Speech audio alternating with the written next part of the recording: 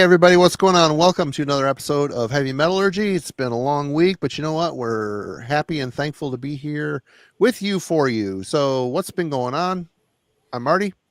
Got the best co-host on the planet here. Alan, how you doing? I'm doing pretty good. Just another kind of busy, crazy week here in the summer. Good to see lots of folks in the chat already. Hope folks are having a good week, trying to beat the heat and ready just to hang out and have a real cool time this evening because we've got a great guest returning down here who's on the screen below us already. Well, how's everybody doing? It's good to see you, Mark. Thanks for joining us. And again, for all yeah. the work you've done on this thing, all the illustrations and oh man, so much yeah, work. No problem. Yeah, it's fun. You can see I snuck in a little striper logo there in the bottom corner. See that? Did not miss that. Nope. I couldn't resist. But yeah, no, everything's cool. Like we just talked backstage. You know, this has been a busy month for sure with a lot of stuff going on with family. Busy time with kids being out of school and whatnot. So everything's cool though. Yeah, I'm getting ready to do, like I said, do a little road trip soon. So yeah, everything's great. I appreciate you guys having me on here to talk logos. Should be fun. Yep, and anybody that if you're in a band or got your own website or YouTube page and you need artwork, go visit the link below to Riddick Art. And he's a busy man these days, but you never know. You might be able to commission him for some work for sure. He's one of the best in the business. Please go check it out if you need some artwork done. And yeah, we're going to get you back on too, Mark, where we're not talking about art, although that is your cup of tea. You're also a very devout music enthusiast, so we'll get you on one day showing records too. But yeah, it's very fun to talk about logos today, and yeah. No, I appreciate the plug. Right on. No. I'm not the only artist out there. Just a heads up, there's a ton. Oh, tons for sure. Ton of talent out there, a ton of skill out there. Yep, absolutely. But yeah, we're here and we've got quite a bit of ground to cover. And Mark, we're just going to start you off. Logos. Let's talk about logos for a minute or 3 hours or however long. Yeah. I don't know if you want to start with this slide presentation. I'll maybe use that as a launching point for a discussion. But if you hit the next one over, I'll just kind of paraphrase this, but this is a little bit of info I provided to Kerrang, who did an article about metal logos several years ago. And essentially, just to give you a summary of this, is basically having an enticing logo will empower a band in terms of like their markability and their visual branding, if you will. And it really it gives fans something to cling to in terms of the visual world that the band wants to portray or the message that they're trying to send. So I do feel like with any company or any kind of product that needs a marketing tool behind it, a logo is the way to go in terms of giving folks a way to have something to relate to and to buy into. So that's essentially what this is saying and paraphrasing, but that's a brand. It's a brand. It is. Yeah. It absolutely is, because, bands are having to put product out and they're having to sell not just the music, but the packaging for the music, all the parts and pieces that go with it, such as merchandise. And you see a lot of bands really like lean into it. Some bands who don't. And unfortunately, they just don't find the same kind of, I don't know if you want to call it success, but maybe not as the same kind of traction. Some of the bands who really do focus and lean into it, what the kind of traction they get in their careers. But yeah, there's absolutely some value in having that kind of representation, that visual representation. Well, especially, I mean, in the metal realm, the shirts are part of our culture. They just are. I mean, we're all wearing metal shirts, and every day I have a different metal shirt on. So if you've got a bad logo, it's, we're not going to want to buy your shirt if it looks bad, unless we really love your band. But I think a lot of people, it seems like some bands, they focus so much on making their music, they might undersell the importance of a good artist, good art, and a good logo. It's the face of your band. This has to be people, this needs to be ironed. This needs to be worked out. You need to have good looking a brand. You got to have a brand. You're a little mini company out in the world running around, and Yep. whether you want to admit it or not, you're not going to get rich by signing to a label. You're going to get rich by selling killer ass merch. Yep. That's what you got to do. Yeah, I mean, part of that is it's how people are going to, identify and connect with you for the first time. When they're flipping through records or looking through a zine at ads and stuff, the logo is one of the very first things that is going to make an impression on people. So, even just from the business sense, just in terms of having something that's unique, recognizable, that, they can already start to kind of connect to that band in terms of like, that's already got my attention. So I'm going to look at them a little deeper. Because if it's a logo that, it doesn't, catch the eye or the imagination, it's real easy just to keep flipping to the next page or flip to the next box of records. And then you've missed a, chance to connect with your audience. But, logos also are good for fans to connect to one another. I mean, so many, especially older metal fans, will have all kinds of stories about, hey, I met a lot of my first metal friends because one of them was wearing, a patch from a band. As I say, hey, you've got a Motorhead pin on, or you've got a Maiden back patch.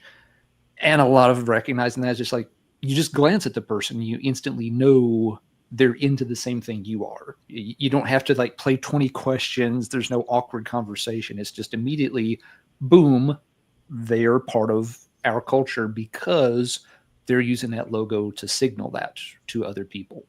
Absolutely. Yeah, I think you hit the nail on the head with that one. Yeah, there certainly is just a visual language, that we share. It's all part of the subculture of heavy metal. And I always appreciate a band that will value their music as much as they do their visual representation, because it goes a long way. Yeah. All right, well, let's maybe go to this next slide here. Sure. Oh yeah, it's just a little bit of background. About a decade ago, I worked on a book.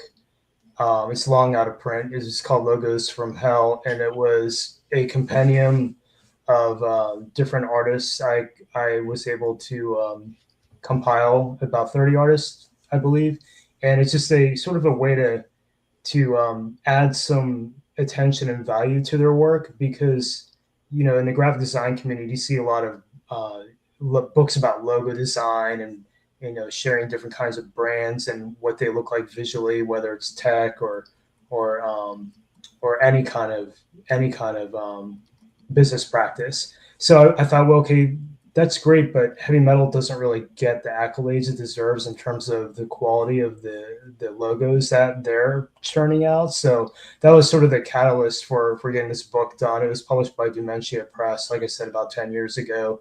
If you hit the next slide, Marty, I think there's a just this little snapshot of the interior, but it's about nice.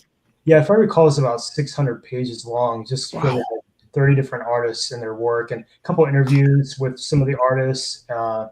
Like Frantech from Master's Hammer is featured in there, Kristoff Spedell, Chris Moyen, a good handful of pretty well-known designers and illustrators. So it was a fun project, and I felt like it was it certainly helped to advertise the quality of work that was being output by the genre. It just felt like it was very much overlooked and it needed a little bit more attention. So that was sort of the catalyst behind it. That was my sort of like my introduction into speaking on logos, or at least showing some kind of interest in it. Actually, I think you guys talked to Ian Christie at one point. This is something that we had talked about doing at one point, and it kind of fell off the radar, and then I picked it back up, and I moved forward without his assistance just because we kind of lost touch after a couple of years. So it was initially something we had discussed probably in the early 2000s, or something like that, 2006, 2007, or something like that.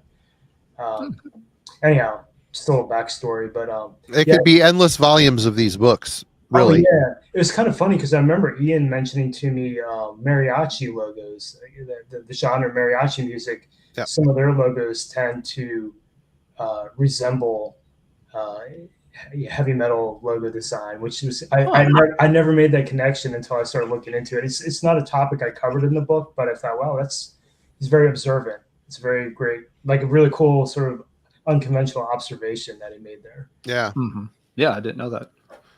All right, next one. Yeah, so I qualities of a metal logo. I'm not going to say necessarily I don't want to say that. Oh man, I don't know how to put this.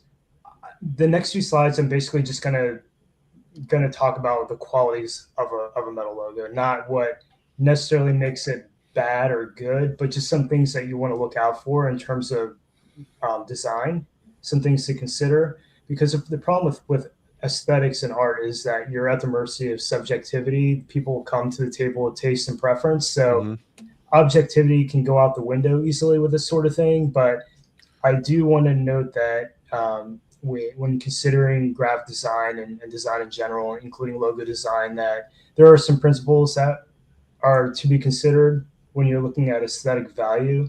So that's kind of what I'm going over when I'm talking about qualities of a logo and sort of what makes a metal logo up.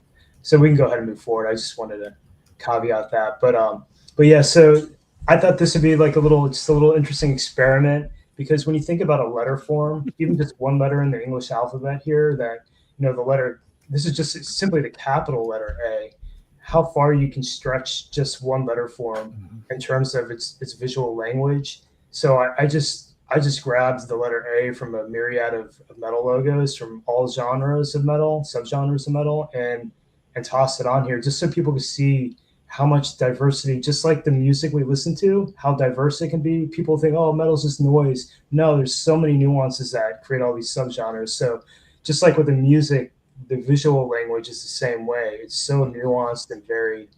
Do you guys recognize any of these? I can list them all, but obviously because I put it together. But do you guys, are there any that stand out to you that you immediately? Well, top line, I could see Incantation, Agathocles, however you say that. Right column, third down is maybe Anacrusis. Slayer's up there, Anal Cunt, Arcona, Morbid Angel, Sepultura, yeah. Iron Maiden, Impaled Nazarene with the one there towards the center. Yep. Angel Corpse, Massacra, Anathema, Atrophy, Autopsy, Absu, Necromantia, Sepultura, At the Gates, and Rat. The Anathema one too, just like simple italicized black letter. Yep. I mean, that could have been anything. I'm surprised you recognize it as Anathema. I don't know what the mouth one, the first one is. Oh, is that it's a local band, Abominog. Oh yeah. Local to my area, yeah. The first three I don't know, actually, and the first three I don't know.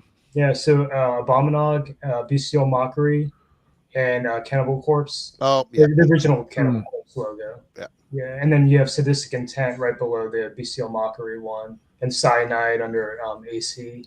Oh, yep. Okay. And Atrophy on the far right, bottom, not right above Rat. You have the Atrophy, and then right above that you have the A from Creator, which almost looks like the A in Iron Maiden, which is kind of funny. Oh, yeah. I said Maiden, but you're right. It's Creator. It looks very similar to the Maiden A, kind of like the Overkill logo, right? Yeah. From the Maiden logo. Yep. Anyhow, I thought I'd share that just so people could see like how far you can stretch your imagination on one single letter form, and that's just a capital version of the single letter form. We're not even talking lowercase. So I just thought that'd be a great way to kind of illustrate for folks the diversity that you can play with when it comes to manipulating simple lines, you know? Yeah. All right. We'll jump to the next one. Yeah, very cool. So I felt like the Entombed logo would be a good one to demonstrate just a really solid metal logo. This is a classic for sure. Yeah. So it does look like when they PowerPoint exported it to PDF, there might be some things shifted here and there, but generally speaking, I think this gets the point across. So I think we're still good. But what I really wanted to hone in on here is the power of visual harmony and utilizing repetition in a logo. And I'm speaking to these things because you're going to see a lot of the stuff in the logos that I chose to go over today, the ones that really resonate with me, because a lot of the thematics you're seeing in this breakdown, you're going to see me going over and over again, kind of beating the dead horse. But what's great about this, you have the E and the D, which are very similar in their look and feel in terms of being very circular. And so having that flank on each side really strikes a sense of balance. And when you look at what's called the X height, which is the when you talk about typography, that's where like the top of the lowercase letters begin and end. So it's like the top and bottom of each letter form kind of creates an invisible line, if you will, which you can see I've marked with dashed lines here. But so one of the things that's great about not just the symmetry here, but also the consistency and the thickness of the line weight of each letter form. So when you have that consistency, it's easier on the eyes in terms of digesting the word. There's also attention given to the outline stroke around Intombed, where you look at the spacing between the stroke and the actual letter form. It's pretty even all the way across the board, even though it's like kind of got that hand-drawn, oozing kind of quality to it. There's still a nice attention to the white space between the outline and the actual letters. There's also the consistency of the distress, the fact that they're not just clean black letters, they're actually distressed and kind of like sort of have a hand-drawn quality to them that keeps it. So there's a lot of consistency happening in this, which creates a lot of visual harmony and sense of repetition throughout. So I just wanted to point that out. So this is like just an example of like a really solid, well-done logo. Also killer band, as you all know. It's like they took an old English font and just started drawing over the top of it. Exactly. Expanding upon it. It's really strong logo for sure. Yeah, and that's a great trick too, just what you described. I mean, I encourage artists or anybody creative, or even if you're not an artist and you want to do a logo for your band, just type something out in black letter, modify it, print it and modify it. That's essentially what's happened here. Yep. All right, next one. Yeah, so orientation. Typically, you're going to see the horizontal composition on logos, but some bands tend to do the vertical route, which, in my opinion, is, and no offense to Lucas Court, who illustrated the Malignant Altar logo. He's a buddy of mine. But those logos are tricky to work with in terms of like if you're doing a product like a shirt, that's going to eat up a ton of the real estate on the shirt. Just it makes it the image very tall on a t-shirt. Yeah, you deal with shirt printing all the time. You've seen this all the time, I'm sure. So and that logo is it an album design. It fits best in a corner. Exactly. Yeah. As opposed to across the top. Yeah.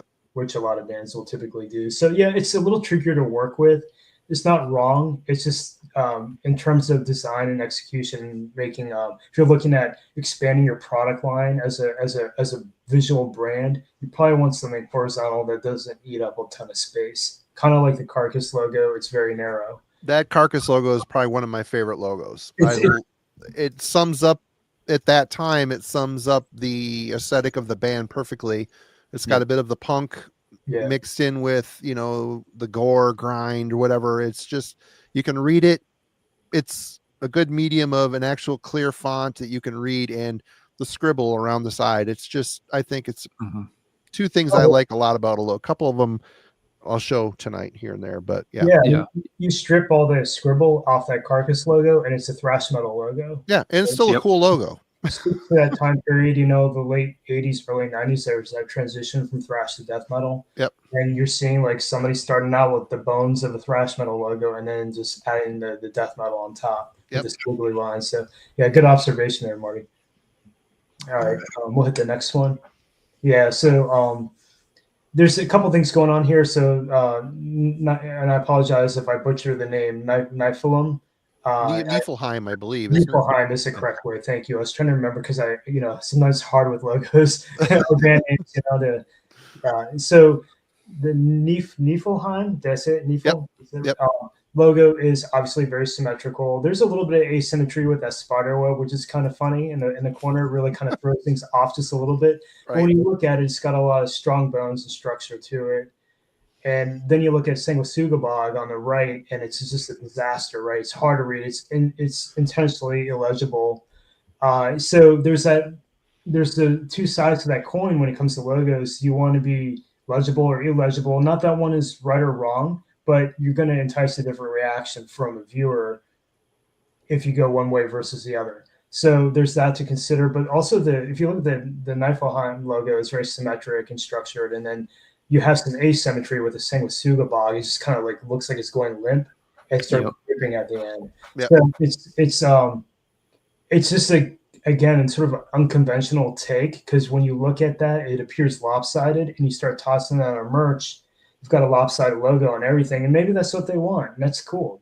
That's the thing with this is that the bands can choose their own message and choose their own way to present themselves. So I just want to point that those are just qualities you will typically see across the board when it comes to logos, is that you consider the symmetry or asymmetry, and you consider the legibility or the illegibility. A logo like the Sanguisuga bog is easier for a screen printer's point of view, because you don't have any hard lines to worry about getting the shirt on straight.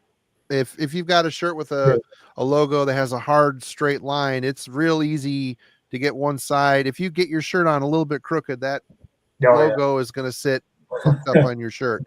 That's I've got a couple like that. Yeah, it happens more on the bigger size shirts, because you got more material. You're trying to get them on straight. If you're right-handed, you have a propensity to pull on the shirt further on the right side, because that's your leading hand. But yeah, I mean, the Sanguisuga bog logo, hell, you just get the shirt on there, make sure it's kind of in the center, and you don't need to worry about it being straight. So that's really interesting, because that's something I would never consider, because I obviously work with screen printers, but it's cool to have that input, because that's something I would never even cross my mind. But it's really interesting input. I mean, most shirts, I'm a 2X shirt, and 90% of the 2X shirts I order are crooked. Oh, wow. I'm just used to it. I'm just used to it. I'm not going to bitch about it, because I'm sure I've done the same fucking thing. So it happens. All right, next one.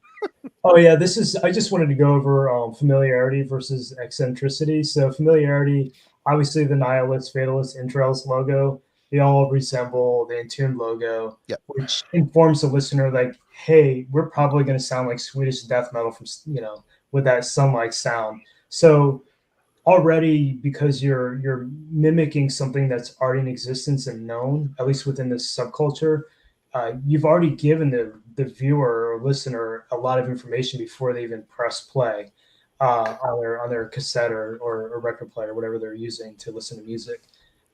Whereas the eccentricity, which is I find personally very captivating, because I think what the eccentric logos tend to do, when I say eccentricity, these are the logos that undercut your expectation. So these are the kind of logos that throw you for a loop. You don't typically see these kinds of logos that look like this aesthetically, and when you do, they catch your eye. So I just wanted to throw a couple out here just to show like a big difference in terms of how you inform the listener, before they pick up a record or check out your band. That's going to make a big difference. So we can go on to the next one. So yeah, just a couple other things. From a design perspective, you could go either lowercase, uppercase, or mix the two. Obviously, corpse molestation is all lowercase, which is pretty unique. I don't feel like you see that a lot in metal logos. So it's kind of cool to see one that's literally all lowercase. Then you have the Realm, which is clearly all uppercase and really straightforward, easy to read, easy to interpret. And then you have the idea or the concept of anthropomorphism, which you see a lot, especially like the more brutal, kind of nasty sewer dwelling death metal. In this case, we have Chris Moyen's Beharit logo illustration, which has the animal elements of the horns and the hooves and the claws and whatnot, mixed with like the candle and the inverted cross.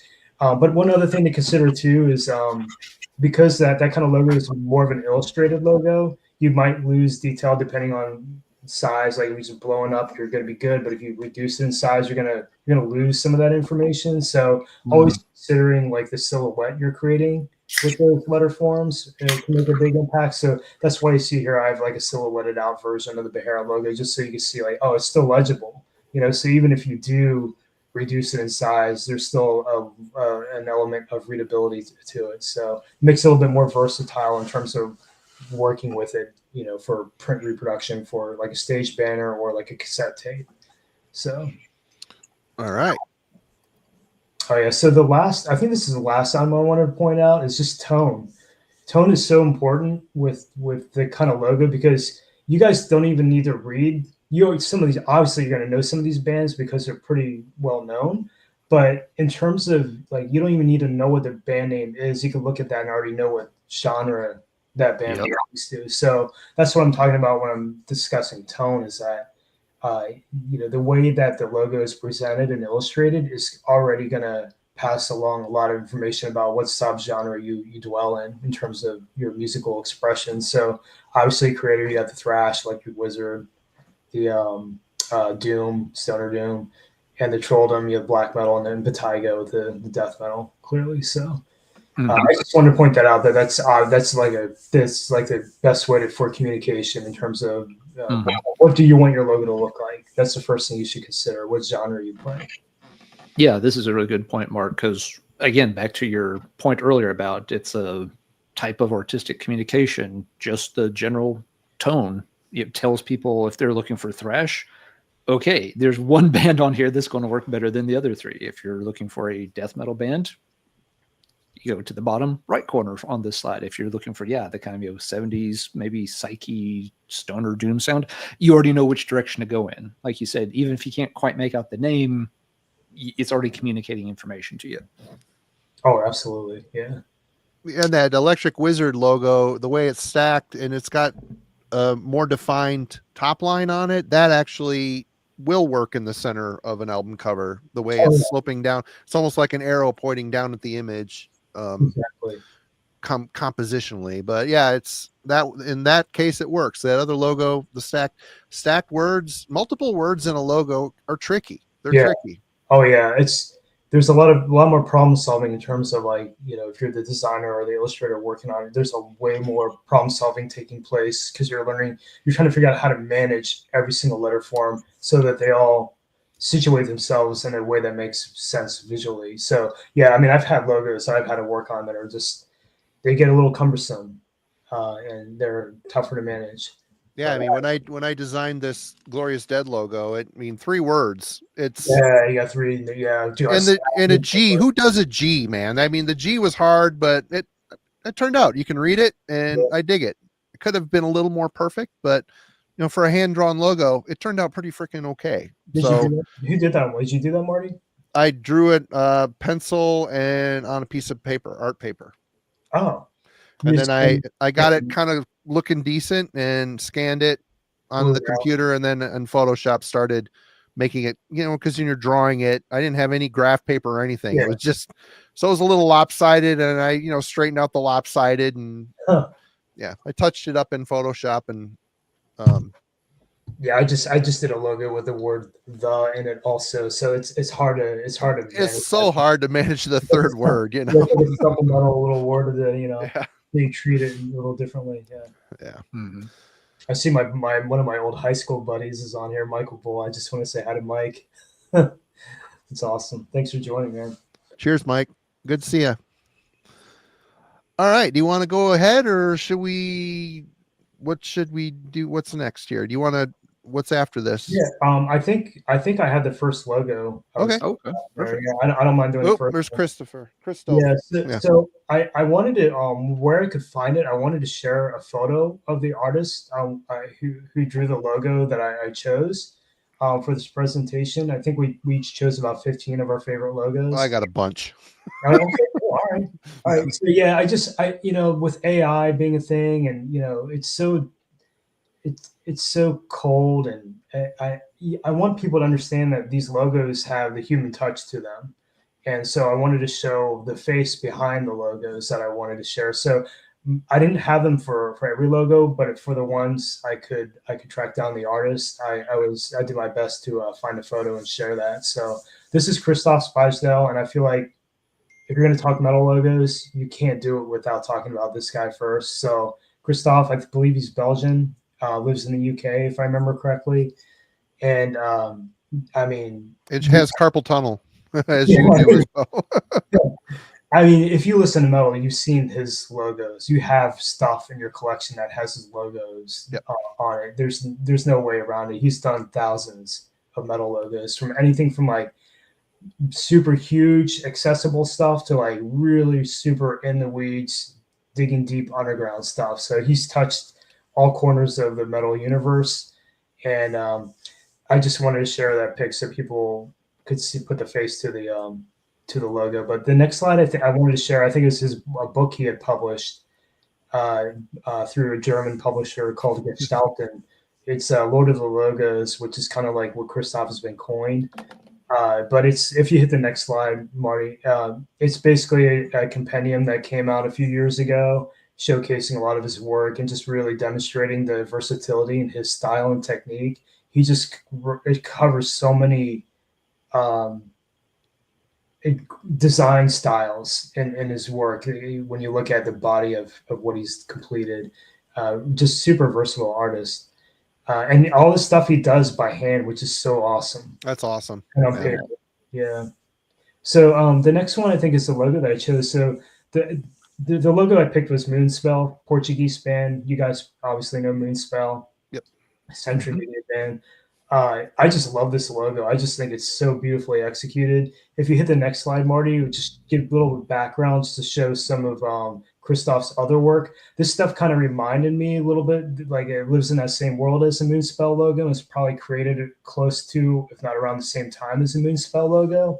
So obviously these are like household metal band names: Emperor, Berknagar, and Enthroned, and Covenant, Troll, Imperium. Those are all pretty well-known bands in the community, and Kristoff is responsible for all those logos. So just heading to the next slide, Marty. So this is what I'm seeing when I look at the Moonspell logo. I see a lot of line work directing you straight to the center of that logo. So it's all kind of pulling you in. It strikes like a really nice balance to it with the way he's done the little embellishments coming off the edges of the letter forms. Obviously, everything's kind of pointing to that pentagram in the middle. And the next slide, Marty.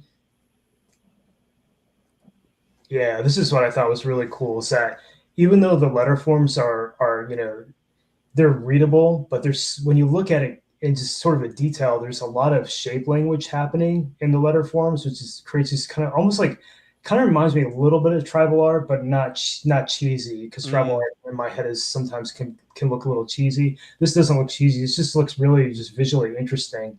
So I just wanted to point out, like, when you look at those pieces of the Moonspell logo in a way, kind of like in a more closed off individual way, you can see that there's a consistent shape language that's taking place across the entire logo. I just wanted to point that out. And I think that's all I might have on that one, Marty, Okay. correctly. I'm going to take you off here. And Yeah, I always like the Moonspell logo. It's a very cool one. I love how he doubles up the M, the two spires on the bottom, and he matches it with the L's. It's really a nice touch. Oh yeah, for sure. All right, Alan, you're up next. You ready? Sure. Mm-hmm. Anything you want to say before we start this? I won't have nearly as much cool technical detail as Mark. But, Me either. I'll see do logo, my I like logo. Yeah. All right, here we go. Yep, go ahead and pull up. Let's see. So, yep, I picked the classic priest logo as the first one that I've always liked. A couple of things that have always stood out to me about this logo. One, the fact that it's on a diagonal. It's not just straight across or arched upward or anything like that. It's something I don't think you see on a lot of logos, so it already kind of stands out that it's a little different. While it would still fit like top center of something, it can also be shifted left or right to make more room for artwork as you need. The letter forms, of course, are all very straight, which kind of just makes sense when they started using this logo in the late 70s, early 80s. Heavy metal was going through kind of a makeover period. Metal was getting sharper and sleeker. We were leaving behind a lot of the 1970s metal styles, which were, bigger, slower, heavier, maybe. And everything was trying to streamline. And I feel like, this logo kind of reflected that change in the band's sound really nicely around the time they started using it. The other thing I've always liked about it is where at the end of the logo, the T comes down a little bit lower. And then, you have that line from the bottom of the T that kind of traces all the way back up to the J, but follows the kind of, jagged sawtooth pattern. One thing it does is it just kind of makes the logo a little thicker. It gives that consistent spacing, a lot like what Mark talked about with the Intomb logo earlier, that, it keeps a very consistent space from the other letters. but it also resembles, kind of a sawtooth pattern. It always makes me think right away it's, sharp, which again, heavy metal at that time, Priest is kind of leading the way for metal being sharper, more twin guitar attack and such. And it always connects in my mind to the cover of British Steel, even though it's not the first time they were using the logo. British Steel, of course, has the razor blade artwork on the cover, and this logo being on the razor blade, and the logo looks sharp, and obviously the razor blade is something sharp. It always seemed like a very clever connection to me that they're making the logo just as sharp as this iconic piece of cover art for one of their classic albums. So yeah, for all those reasons, I always liked this particular iteration of the Judas Priest logo. The older original logo is fine, but it is one of those that feels like it's awfully close to just a script font for what they used in the early 70s, whereas this one felt a lot more unique and kind of reflects the style of metal they were playing when they started using it. Yeah, so it has a dangerous quality to it. And it's interesting to note the sawtooth pattern. It almost is reminiscent of a sound wave or gives you a sense of vibration. Yep, or like a EKG readout. Yep, Yeah. something that implies energy or action. Yep. Yeah, so there's another interesting thing about it too is if you look at what's called the I of the some of the letter forms, the I is like the middle portion of a letter. So if you look at the D and the A, the I of it, which is that little middle part, there's a consistent shape. The shape is repeated. There's also a triangle taking place in the negative space of the J between the A and the S. P between the E and the S. So there's that visual consistency that's happening all the way across from the beginning to the end of that logo that moves your eye straight down. And it's just well done for a lot of different reasons. But those are just some nuances I'm looking at. And I never analyzed this logo before. I'm just looking at it in a more with a little bit more scrutiny since we're talking logos. But it's incredibly clean and well done. And you can 3D it either way. You can have it coming up like it's rising up or coming down the way the lettering is. It's a cool logo. Very versatile logo. All right. Good one. Over to you, Marty, then. Yeah, I don't have the slideshow, everybody. That's okay. Yep, Marty, you got the actual albums, which is cool. Yeah. And I've got a 3 for here because they're all very similar. And I do like a good snarled, messy logo if it's legible and it suits the aesthetic. And I've got 3 here that I've always liked. This one in particular, and it isn't just for the logo. They carry the logo into the lettering, and that would be Pungent Stenches, Been Caught Buttering. Yeah, this is a logo that looks like someone drew it relatively quickly, but they somehow got it right away. It's 2 words stacked on top of each other. Even though there is squiggles connecting the two, like sinew being pulled apart, much like the album cover below it, it's legible, and they proportioned a bigger word perfectly over a word with less lettering. So it's very, in a way, it's very compact, somewhat symmetrical in a messy death metal way. But even I'm a big fan of hand drawn lettering. Away always did it. You open up you get the lyric sheet out of Roar, for instance. It's all his handwriting, that block letter calligraphy thing he does. Mark's so Away did the intro for the logos from Hell books. I've got some of that stuff. Exactly, just exactly like that. Yep, very cool. Big fan of this. You look at the logo, you know exactly what this album's going to sound like, to me anyway. And this brings up, Mark, we've already seen it, but the Carcass logo. And again, you've got a very similar style gone into the fonts. I used to have the I Reek of Putrefaction shirt back in the day before I wore it until it rotted off my body. But absolutely I love that attention to detail. And then it's carried into all the song titles. There is some font here, but you can't see it because of the green, but it's it's kind of like the Napalm Death logo, sort of that sort of stick line, kind of messy line, which I also have in my pile too. But that leads us to those. Sorry, Mars. So I see that in consciousness. What are you gonna say, Alan? Yeah, just like with the Carcass and Napalm Death, they found a way to make the logos look messy to reflect the sound, but they're still very legible at the same time, which they found a good balance for that, I think, in both cases. And this logo always this one came first, I believe. But it reminded me of the Carcass logo. But I always liked the Cryptic Slaughter logo too. Same. I wish they would have taken the Cryptic over one letter more and made it more centered over the Slaughter. But hey, it's good. It's a good logo. You can read it. It's got kind of a Southern California. I don't know if you want to call it. I mean, this is obviously a crossover leading more into grind, but That's an awesome album. I love this. It sounds like it was recorded in like a bedroom.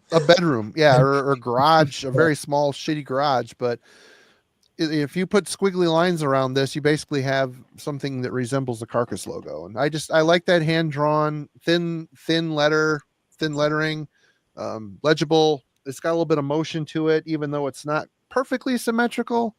It's interesting to look at. It'd look good on top of a shirt. You know what I mean? Oh yeah. That Cryptic Slaughter is resting right on your head right now. Yeah. Is it? Yep. Yeah. Okay. All right. We're back to Mark, and we're going to pull up his slideshow again. Go into the next slide. All right. So this next ominous looking dude, Gonius Rex.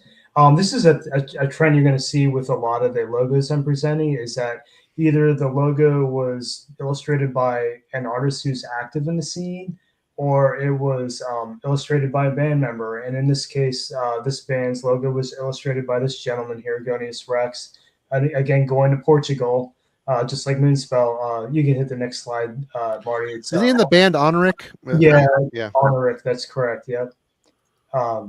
And again, you can see too with the logos I chose, I tried to, even though I have a lot of old school ones, and I did some digging in some old like underground fanzines to scan some stuff in to present, I tried to also include some newer bands too. And Honoric, in my head, they're considered a newer band, black metal band.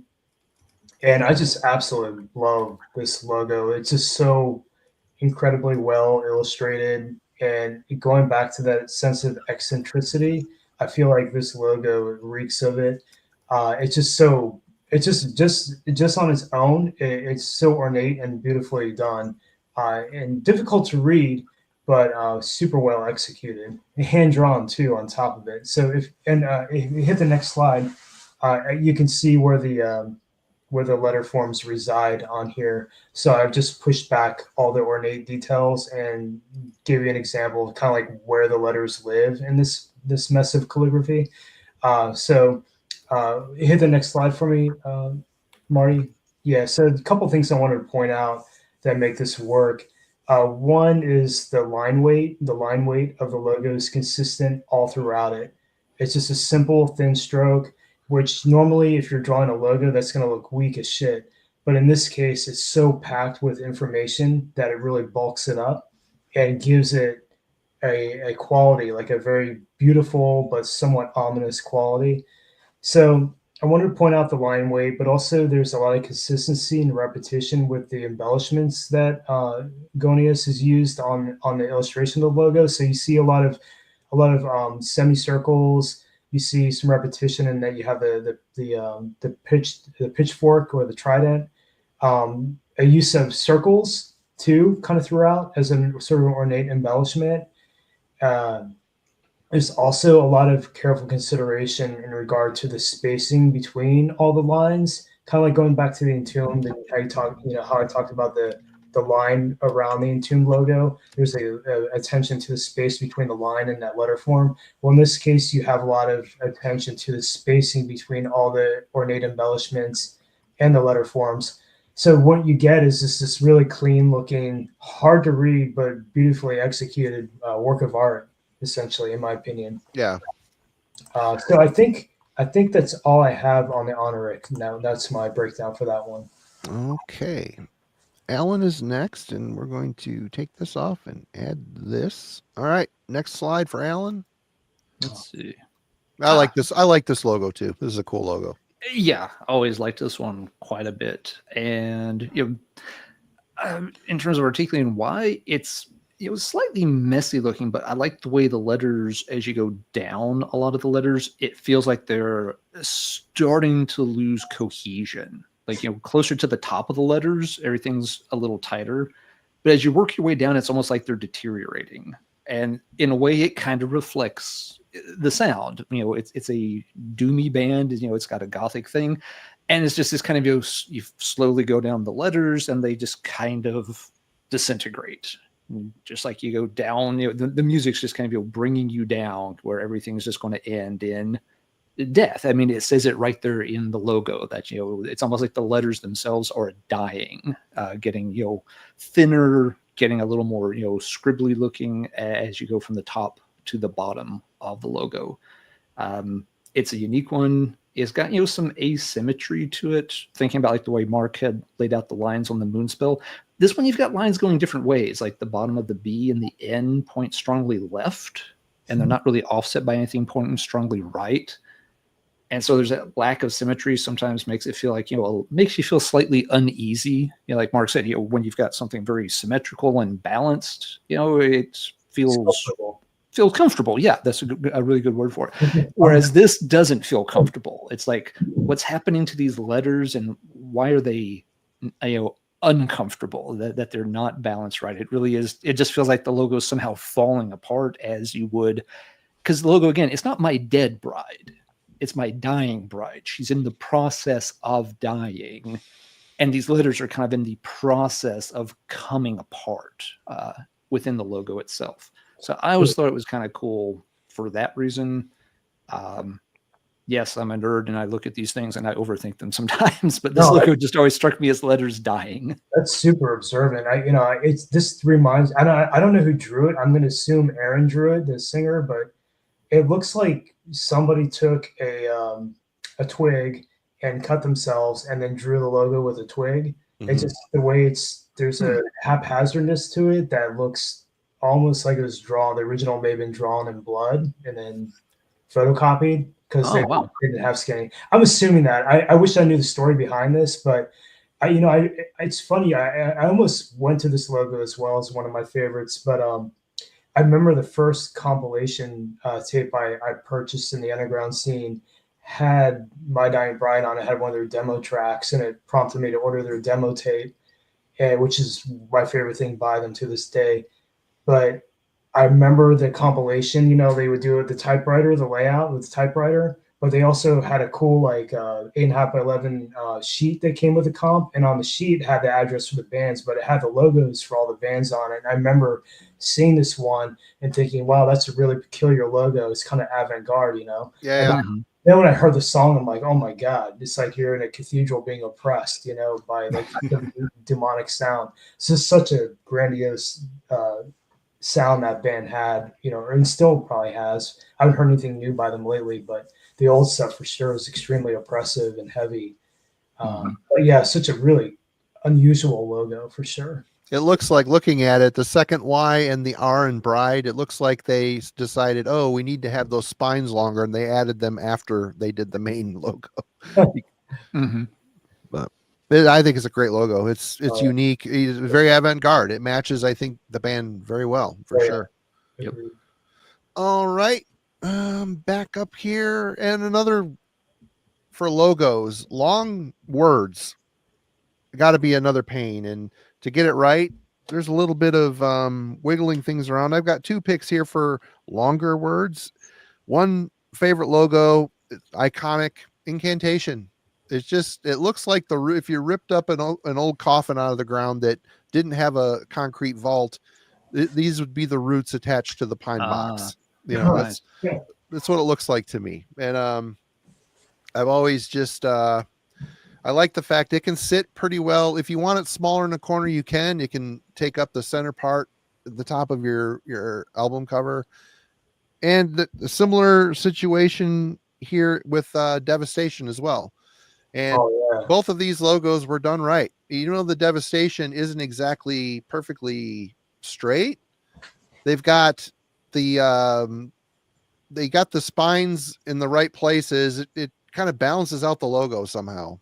And this cover was all. I like the cover art better than I like this album. I still like this album, but I like the cover art and the logo better than I've always liked the album. I don't know what it is, but yeah, I think it would be difficult as an illustrator to make a long word look good, and both of these work really well for me. And like I said, they look good at the top of your album art. They would look killer on just about any shirt design. I mean, I'm a screen printer, so this is stuff you absolutely. Let me pull you up here, Mark. That's the original. It's obviously Bill Venner drew it, but it's got. You can see, I don't know if you can see it. I'm kind of blurry, but it's got a signature on it from 1990. Wow, He drew that. Cool. Yeah, I've always loved that logo. It's just it fits the band so perfectly well, and you can read it. It's messy in the right spots. I don't know. I think it's a very well executed logo. And the Devastation, it's just it worked out good. Yeah, it's a good logo. Do you like Idolatry? Do you like that album? Have you heard of Idolatry? I think it's their best one, actually. Yeah, it's good. Yeah, I mean, I like Signs of Life a lot. I remember spinning. I like it too, but his voice never clicked with me. Yeah, he's got a different kind of voice for sure. But Idolatry is such a killer album, also. Yeah. All right, Mark is back. We're gonna go to the next slide here. Oh yeah. So obviously Swedish dude here, Johan Joop. He went by Joop was his nickname, Hansen, and he was a member of Crematory. Swedish, old school Swedish death metal. Yep. And he was responsible for the Unleashed logo. Which is the next slide. I got that one. Oh, you got that one too. What an absolutely perfect logo. Oh, this is hands down probably my favorite logo. It's great. Yep. Yeah, no doubt. So obviously the Unleashed logo is what I'm going to speak on here, and it was illustrated by Joop, who played in Crematory.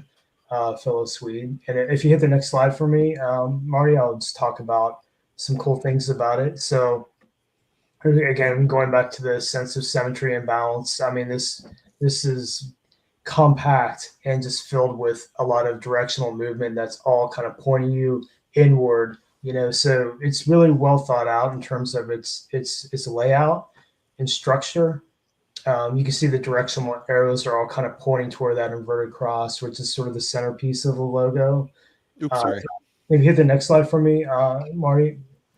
Yeah, so also kind of like the shape of a spider web, which which makes sense with the webbing that Joop has chosen to illustrate around the logo. Because when you consider the logo without the webbing, it kind of looks like a thrash logo. It's very clean and crisp. Line work, but you add that webbing and now it's death metal. So hit the next slide for me. I'll show you what it looks like when you take that little stroke away and it's just filled. It's just a really disgusting logo. Mm-hmm. It's just nasty. And if you hit the next slide for me, Marty, I think I have a little bit more on it. Yeah. So again, talking about the simple, clean line work, I've isolated the end here so you can see how clean that end looks. It's really simple, right? Like, that could be any kind of thrash or heavy metal band. But again, you add that web work to it, that rot and drip stuff. It looks nasty. And obviously the familiar objects that evoke a reaction. You have the hook that, flank each side of the top of the logo, and then the inverted cross center point. So I thought that was kind of clever, kind of playing into our subconscious a little bit with the hook element. I think that might be all I have on Joop's. Oh no, actually, I think there's another slide. I just showcased a couple of his other logo illustrations that he had done. I don't know if you all are familiar. Obviously, Crematory you're probably familiar with, but yeah, he's another old school Scandinavian band that I do believe he illustrated the logo for as well. I don't know the second one. I don't know who that is. Yeah, it's an old school, early 90s death metal. I think they're either Swedish or Finnish. I can't remember. Right on. Yeah. That's all I have on the Unleashed. Okay. Yeah, the Unleashed one is brilliant. One thing I always liked with the Unleashed one too, with the really tall U and D on either side with the hooks at the top, they kind of resembles like the Prow on the Viking ships. So when they started doing the Viking themed songs, it was almost like that was already pre-baked into their logo. That's crazy. I didn't think of that. You're completely right. Yeah. Yeah. Oh, that's really interesting. Yeah, the front and back of the boat. Mm-hmm. That's amazing. Yeah. That could be a Viking ship. It could actually. It's funny. I wish I made that connection for the presentation, though. But this is awesome that you pointed that out, Alan. Now the viewers are going to make that connection with it. I never would have seen that until you said it. Now I can't unsee it. And the upside down cross is their oar. Yep. It's hard to know with not. So bands don't often talk about the backstories on their logos. So we're just speculating. But I mean, that may have been completely intentional, and we just, now you're just making this connection. Yeah, it'd be cool to hear from the bands some of these stories, how their logos came into it. Yeah. Yeah, that's a good point, Mark. You're right. You really do rarely hear anything about why they came up with it the way they did. But yeah, the other thing about the Unleashed logo, that logo more than any other, always inspired me when I'm like sitting bored in class. We all sat there and drew logos in the backs of notebooks and stuff. I was always trying to do different variations of the Unleashed logo. Yeah, that was just a really creative one, and so I'd try all kinds of different words, but sort of using that Unleashed type of font and symmetry. The crematory logo is awesome too. I mean, to me, that's one of my favorites also. So Yope had some serious talent. I just wish he had done more with his logo work. Yeah. All right. Well, I'm going to go from squiggly, punky looking logos to something that looks like it might have been squeezed out of a graphics company, but I've always really enjoyed the first Catatonia logo. Yeah. Perfectly symmetrical. You got the big pentagram in the center to draw your eyes to it, but then they throw it off by throwing those devil tails at the top and the bottom. It just, this could be a tramp stamp tattoo, but it just I don't know. It works so well. It could have been in the center of the cover. It could be up in the corner. It's just a logo that you can get a lot of mileage on. It looks good on all the merch. Seriously, this is a kind of a perfect logo for the time, and it fits this band so well. They start going to fonts and shit after.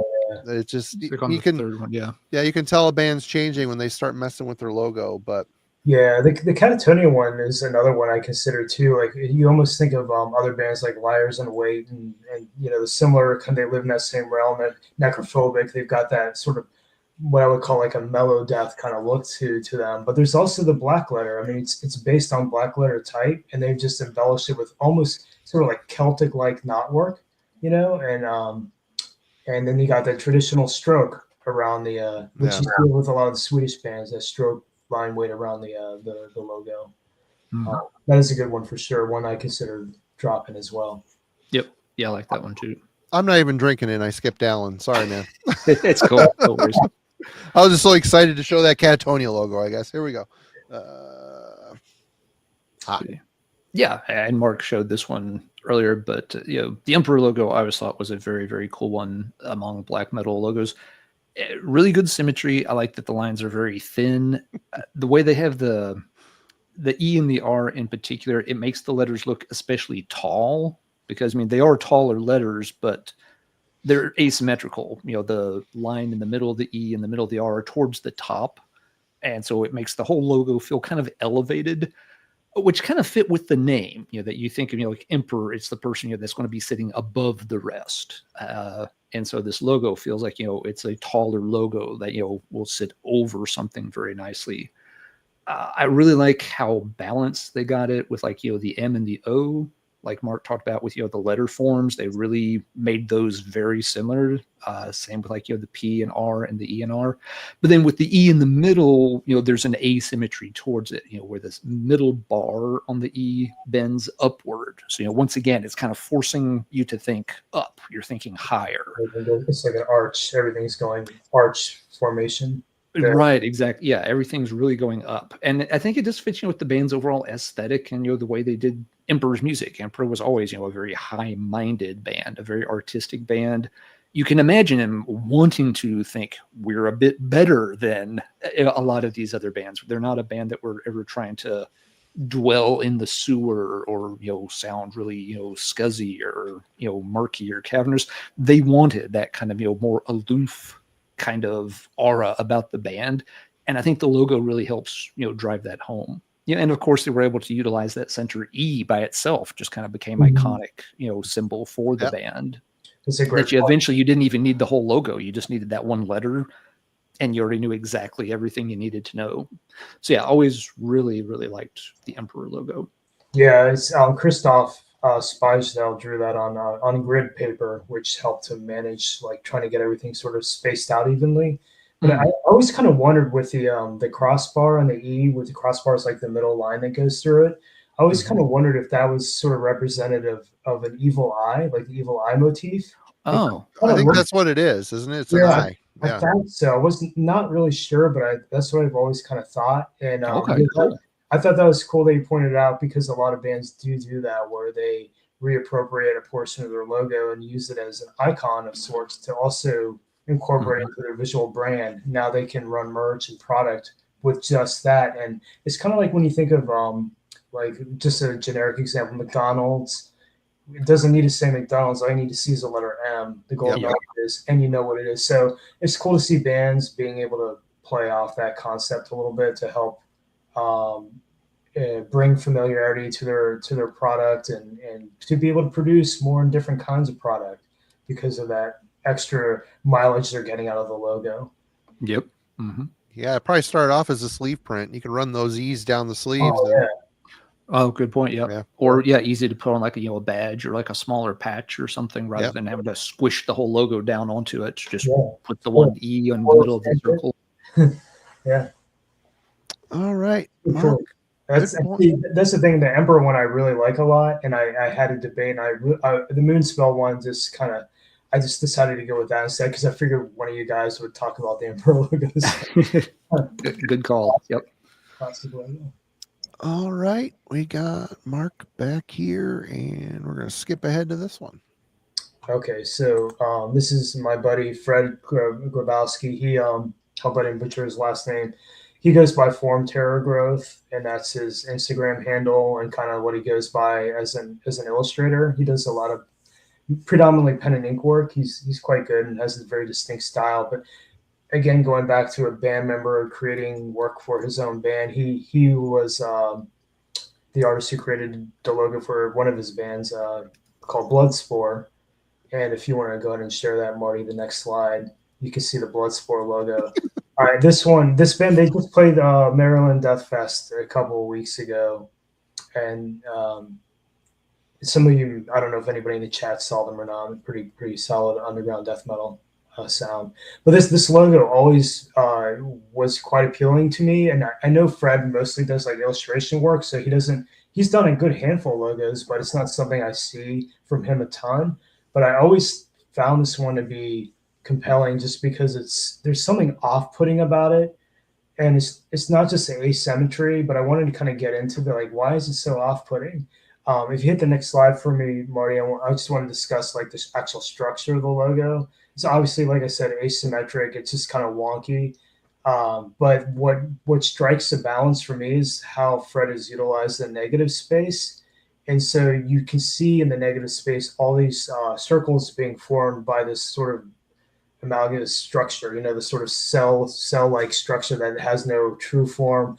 But those circles really help manage the balance of this thing. It shows a sense of repetition, even though it's just so much texture piled on. I just feel like the way he placed all the negative space, he just made the right choices. And so I feel like it's a really successful logo because of that, but also because of just the essence of the logo. And when I talk about the essence, I'm talking about what I mean with the next slide is that there's a sense of familiarity to it that's very off-putting. It evokes a reaction, right? And that's what art should do. It should entice a reaction from somebody. And that picture's a sad reality around my house. That's why I wear hats, everybody, right there. That's why I get a beanie on all the time. That's what my hair used to. Or in the shower. Yeah.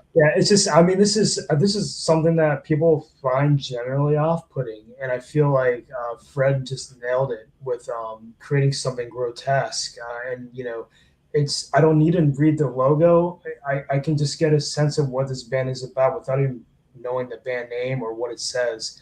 And I still think that even though it's illegible, there's still a lot of value in that. And I feel like Fred has really executed that concept well with his own band's logo, just showing just something filthy and nasty he truly he aced it. So I think that's all I have on Fred's logo, the Bloodsport. But wanted to point it out that even an illegible logo can be successful. No, that's really interesting. Yeah, because several folks have made the comment, tonight that once the logos get illegible, they have issues with them. They feel like they lose some value. But yeah, that's a good example of where it's still very identifiable, even if you can't read it. Yeah. All right, I'm not skipping you this time, brother. Here we go. It's all good. Let's see what I had chosen next. Oh, yeah, pretty classic, easy one here. The older Slayer logo, specifically with the swords in the background. The font itself is just pretty straightforward, thrash type thing. The swords, of course, I thought always kind of helped make this work really well because it's a weapon, it's implying violence, and they've got them arranged nicely where it's almost the pentagram, but it of course is one bar short.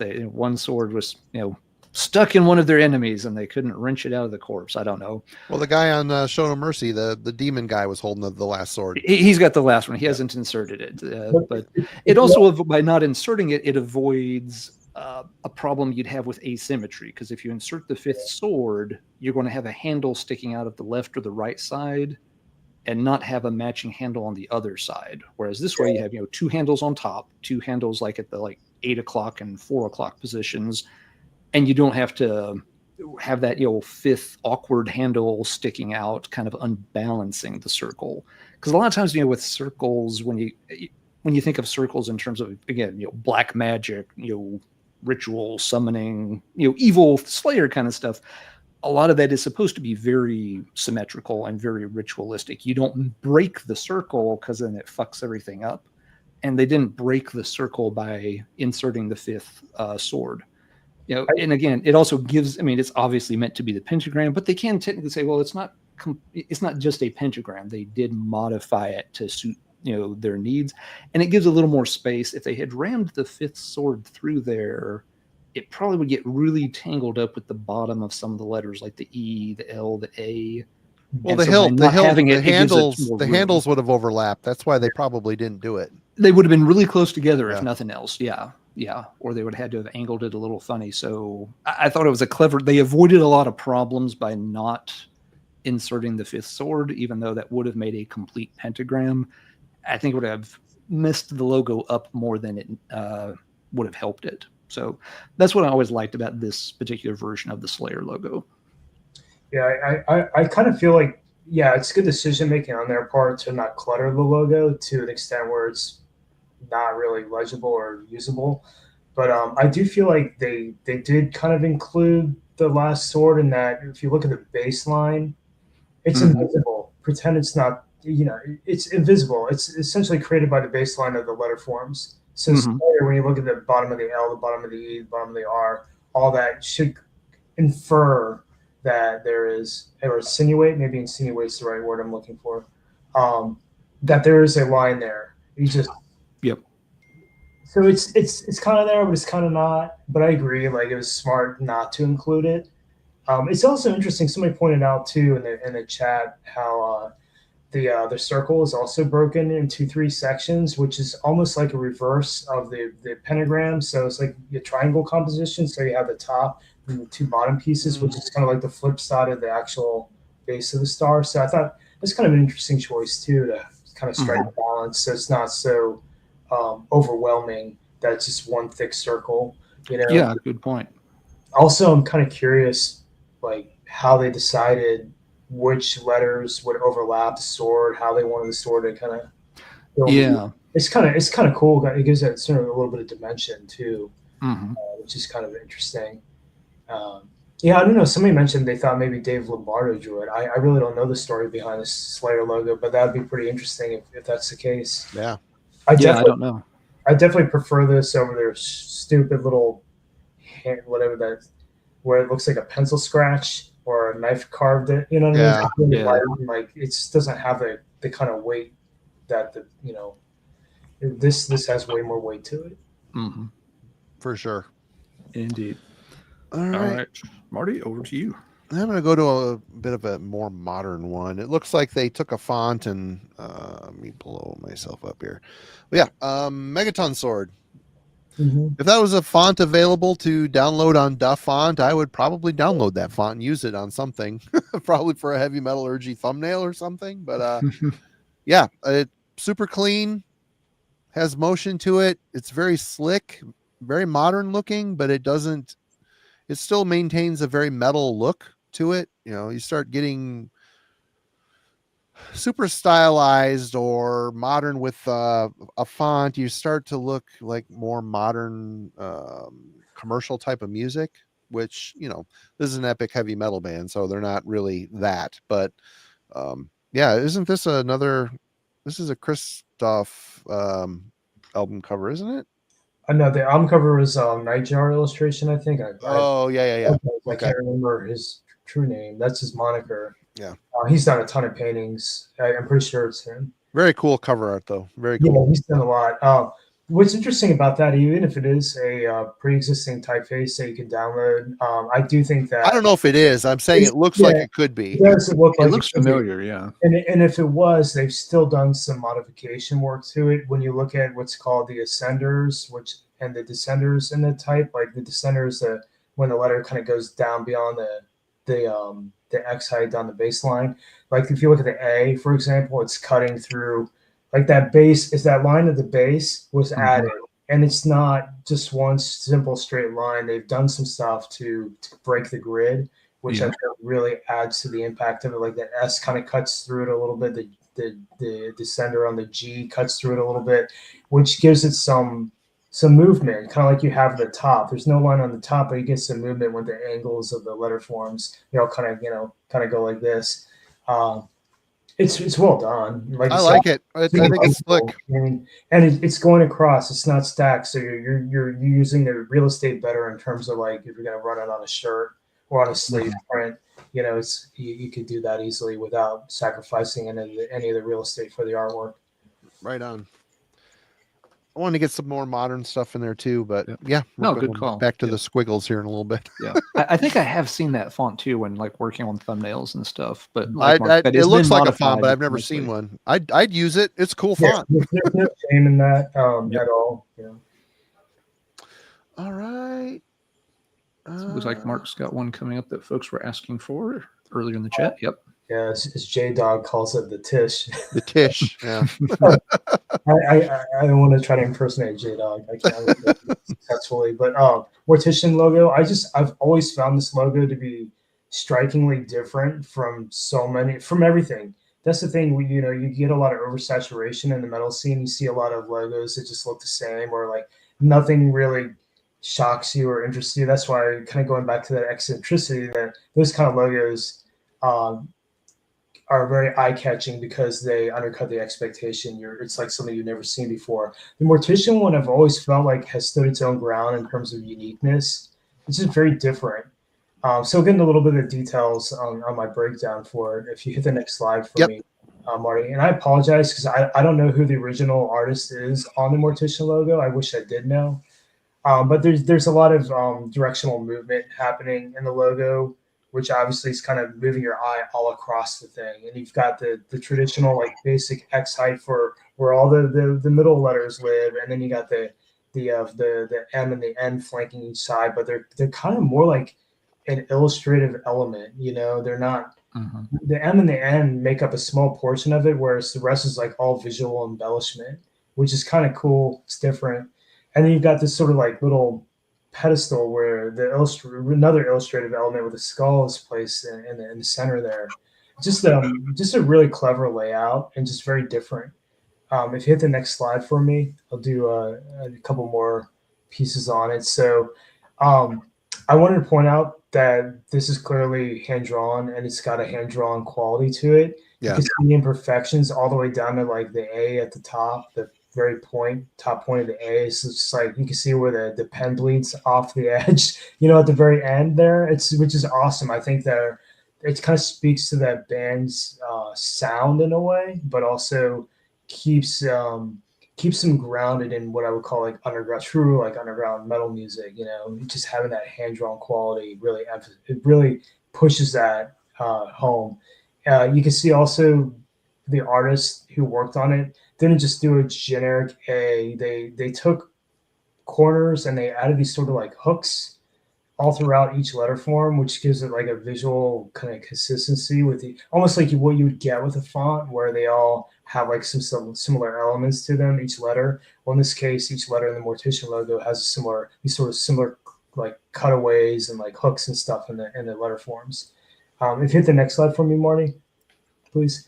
The closest thing I could find to the Mortician logo in terms of what I would liken it to, even though it like really stands on its own for being unique, you have that traditional kind of like weird angle like that you get with the Metallica logo. You know, it's very commonplace and like a really good go-to trick for making a good logo. It's very iconic logo, the Metallica logo. Yeah, you got those flanking letter forms, right? That just kind of keep everything compact in a simple X height, like same height on top and bottom all throughout the middle. And so there's sort of that reminiscent aspect to it, which I think maybe appeals to my senses too, because that is familiar and comfortable. But one thing that I want to point out too is that there's another band that started in '89, also from New York, and they were called Hellbound. So I don't know if the same artist did the Mortician logo and the Hellbound logo, or Mortician saw the Hellbound logo and said, "Hey, make our logo look like this," or vice versa. I have no idea. I don't know the story there, but there is sort of a very strong similarity between the two logos in the sense of the way that they're drawn. You can see here the scan I've dropped is like the original Mortician logo. It's kind of got like a pencil sketch element, like almost like they try to create a gradient in it or something. It's got little blood drips coming off the what I would call like axes on the bottom. Also, interesting thing to point out, which I think made some metal headlines briefly in 2016, is this fashion brand called Avalon reappropriated the Mortician logo.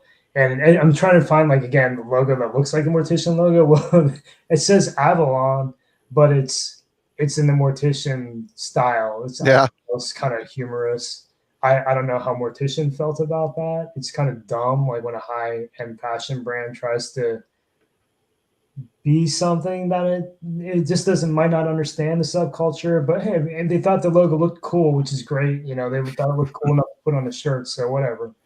Well, they're right. It is cool. It is. It's an awesome logo, and like I said, I've always felt like the Mortician logo, even though it's so rudimentary in like its execution, its technique, there's something very charming about that, and it's just so different from every other logo.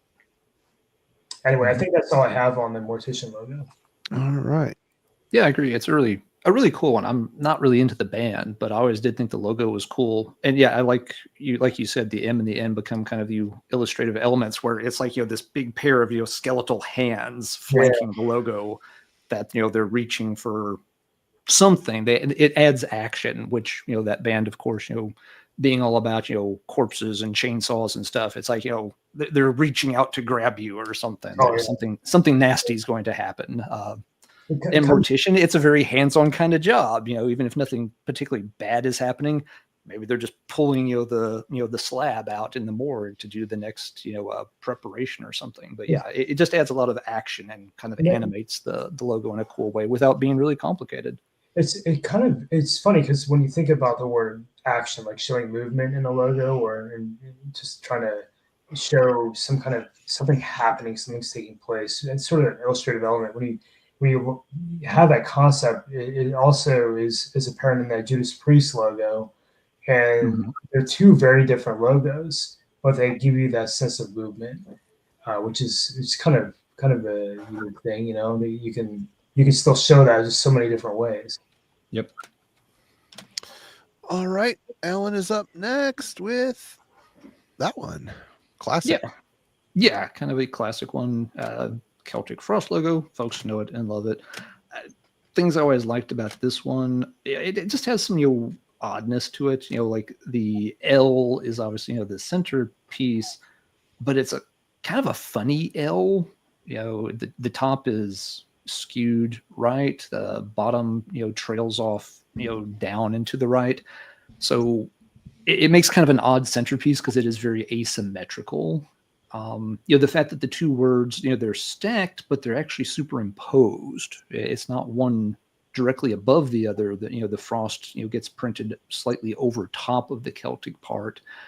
And the two words are kind of, in a different font. They're in different weights. So it kind of emphasizes the two parts of this band to me. Celtic Frost, of course, pretty quickly developed a rather high-minded avant-garde kind of style. And that's kind of like, the Celtic part of the name in the font. But they came from this, very rudimentary, heavy, the kind of sound that we all know and love from early. And that's kind of the Frost font where, it's, a bit thinner, a bit, spiky, not spikier looking, but more pointed looking. So yeah, just the fact that, it's an unusual font, it's lowercase letters, which I hadn't really thought about before, but Mark mentioned that earlier. And yeah, having like, the lowercase E, the lowercase I, the C's, I guess, could go either way, but they're the same size as the E and the I, so it makes it feel like, they're lowercase. Yeah. And it's the first word is all lowercase, but then the second word, you get the impression that it's all perhaps uppercase. The R is uppercase, and so you tend to think, okay, then the O and the S must also be uppercase, which, again, it makes each word really distinct, kind of highlighting the two halves of the band. So yeah, just a unusual overall layout and design, but one that I've always kind of liked. Yeah. Tom Warrior did this one. He also did the Okay, Hellhammer. I figured he did, but I didn't know officially. I think he also did the. Didn't he do an early iteration of the Noise logo too? I don't remember. Yeah, he did Hyrax, the Hyrax logo. Hyrax logo, that's it. Oh, He also okay. did he do the fonts on that death metal compilation? I don't remember. I do not know. I'd I have don't to remember. look. Yeah, it almost looks like a knife. The Celtic, what kind of is it? Like a switchblade or whatever you call it? Yeah, it's a razor, straight razor, Straight razor. Yeah. Hmm. and a scythe on the top. Yeah. And it was another interesting observation about this too, because I never looked at this one too closely. But the letter C on each side, they're not the same. Like it gets tighter in the middle on the left one. And It wider. does. And then it kind of swoops up a little bit on the right side on the top of the C, whereas the other one's more straight. So it's interesting because I think a lot of artists would just repeat that letter again, like either cut and paste it, like literally the old And school way. He should have. Or yeah, but no, it's interesting because it just shows you it's got like that again, going back to that charm, that sort of DIY quality to it. That's a little bit you wouldn't see that as often now. I don't think with the advent of technology, the way it has gone. But I think that's kind of cool. Like he actually took the time to draw it twice, and there's an attempt to make some symmetrical elements here, but there's definitely got that rudimentary quality to it as well in terms of like its execution, which would speak to the time it was created. He's a younger fellow at the time, and really well done though. It's different. It's different, exactly, and they used it so much. Even that heptagram design, didn't he do that too? I mean, he did that. He did, yeah, a lot of that stuff, yeah. Yeah, I remember he did that one, or at least one version of it. I don't know if he did both the different iterations of it, because I know he wasn't happy with the version that got put on the original press. So it may have been his idea, but then got modified somehow. So I think the one on the reissue may have been his original vision for it. All right, Marty, what you got next on your stack there? Well, a favorite for sure. I think this is my favorite of the Voivod logos. The thing is, it's completely them. The whole world that Away created, just super iconic. And I even really like the a slicker version of it on Dimension Hatros. But Voivod was a band that every album the logo was a little bit different. Mm-hmm. And I really love the hand-drawn stuff. I always loved the skull and crossbones that he had here. If I was going to get a tattoo, that might be my tramp stamp. Everybody, you're asking about that. Once he started working with the computer and other mediums such as that, I think his logos started to get a lot less interesting. And his artwork too. Sometimes, I mean, there's still some shit he's done even on the computer that have been super killer. But it's just personal preference for me. I mean, when he was just drawing this stuff, was it a Warren Payne or Roar was painted on a pizza box? I don't know. It's like whatever you have to use for your medium. You may not have a lot of money, but long as you've got the paints, something to paint on it, it could create some incredible art. But yeah, Voivod, the logo, right, especially on Killing for Technology, it's just such a unique. It's a weird word anyway. Oh, let's get you over here, Mark. You got a timeline of all those variants of the logo. Yeah. So I have all the way from the beginning to the more like what you described, the more computer created type work that he did, more modern. But also, it's it kind of reminds me of Space Invaders. Yeah. I took all these little icons and played them as well. Yeah, so it's kind of like Space Invaders, Awesome. Anyway, Yep. I'd share that because I have all that in here. Oh, that's awesome. An incredible artist, great drummer, great band. I know Alan's not a huge he's slowly you've got your foot in the door with Roar, didn't you? I was kind of surprised that you took to that one, but yeah, Roar. Killing Technology's always sat okay with me too, and that logo is freaking amazing. It's amazing. There's no doubt.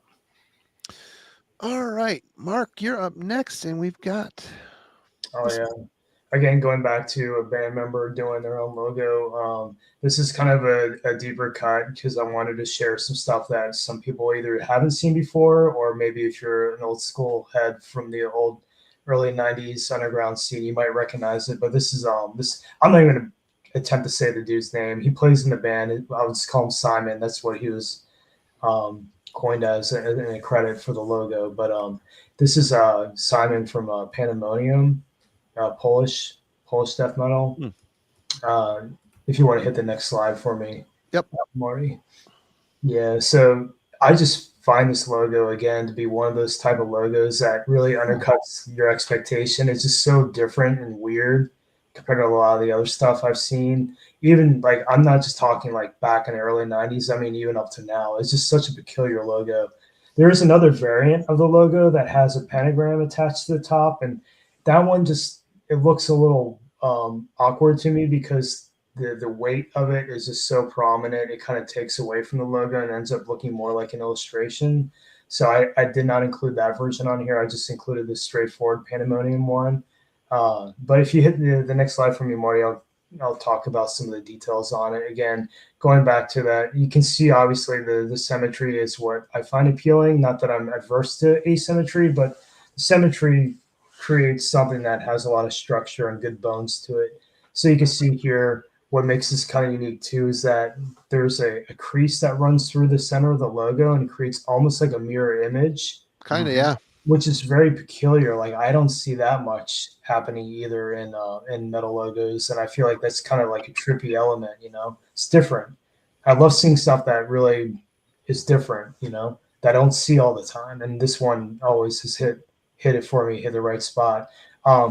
Next slide for me, Marty, please. Yeah, so what's cool about this is challenging, a huge challenge that a lot of people don't think about. But being an artist, I know because I have to deal with this kind of stuff. But the trying to strike a balance, making something symmetrical, and you're stuck with more letters on one side than the other, can be challenging. So what Simon did here was he experimented with what's called kerning, which is the space between the letter forms.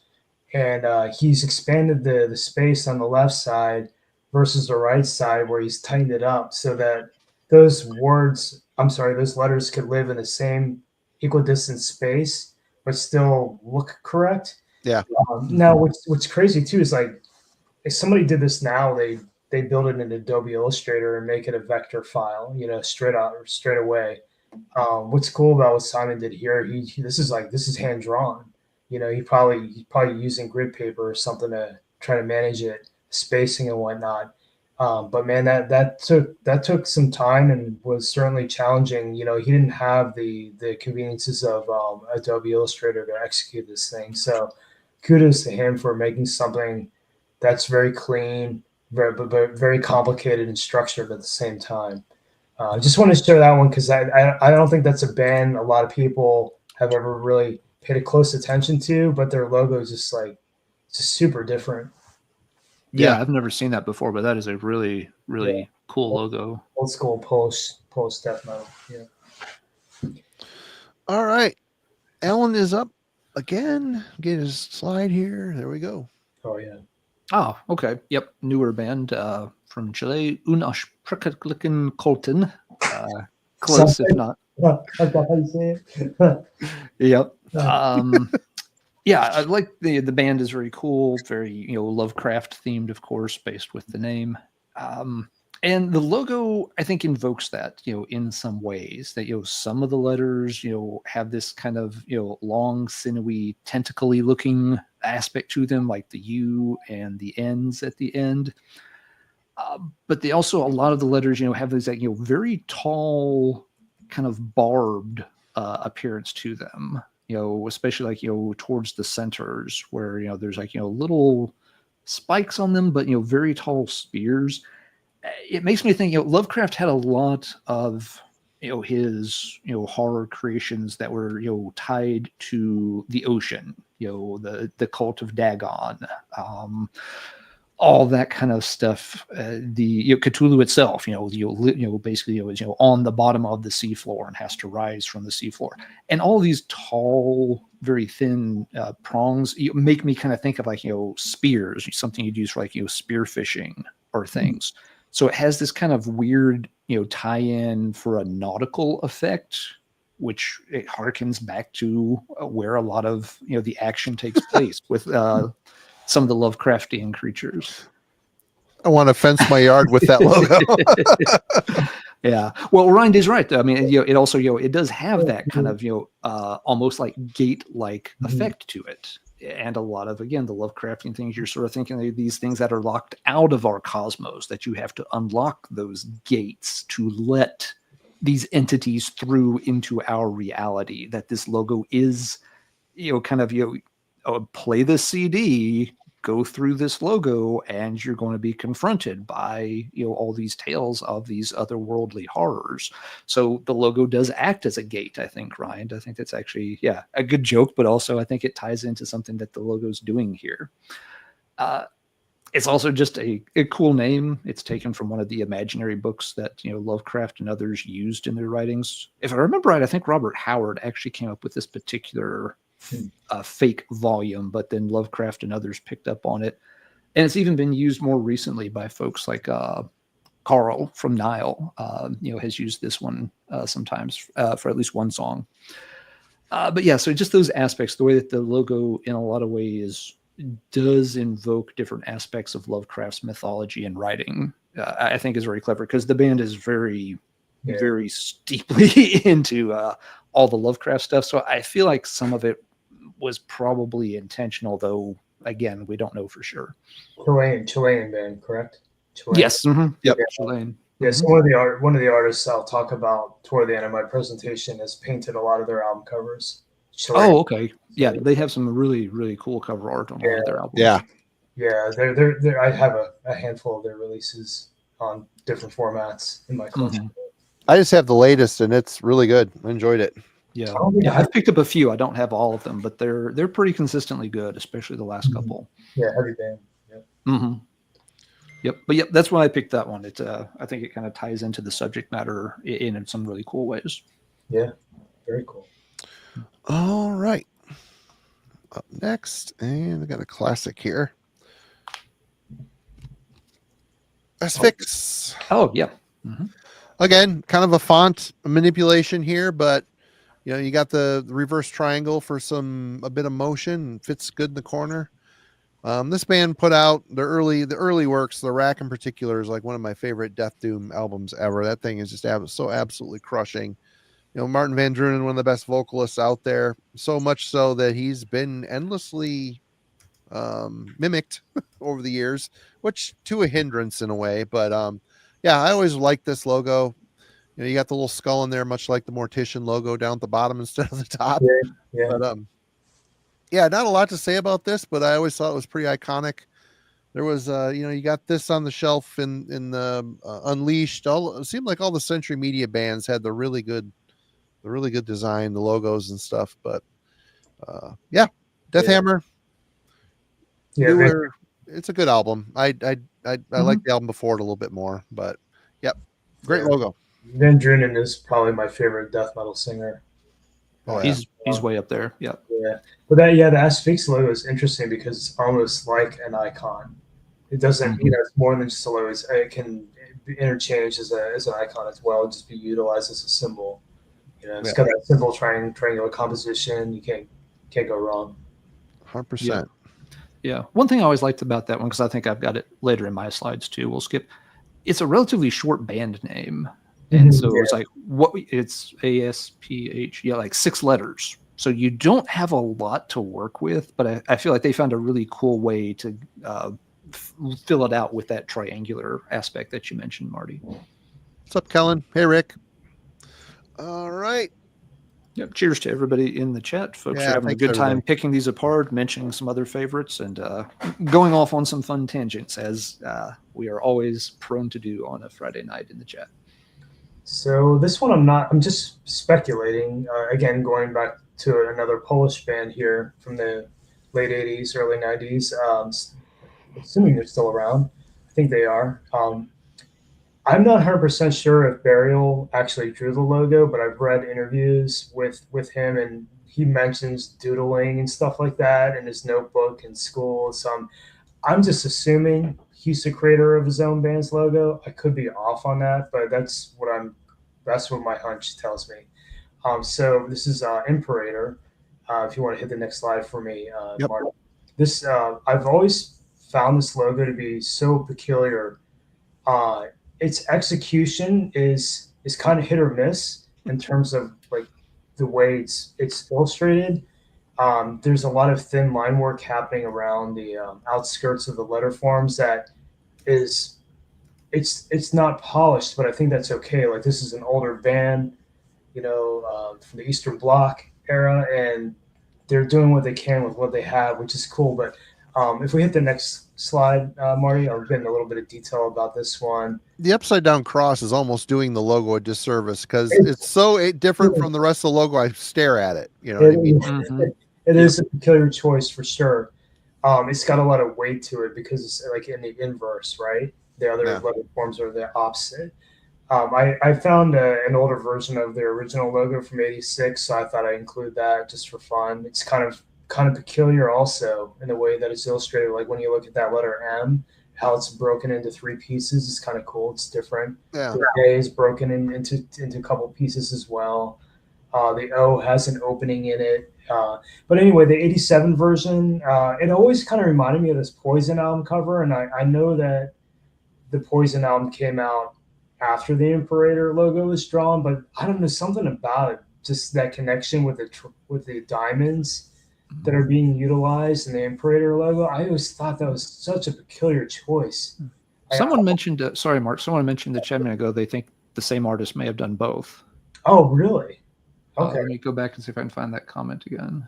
Yeah, here, Into the Coven mentioned it. I think this guy did the Poison logo from Germany.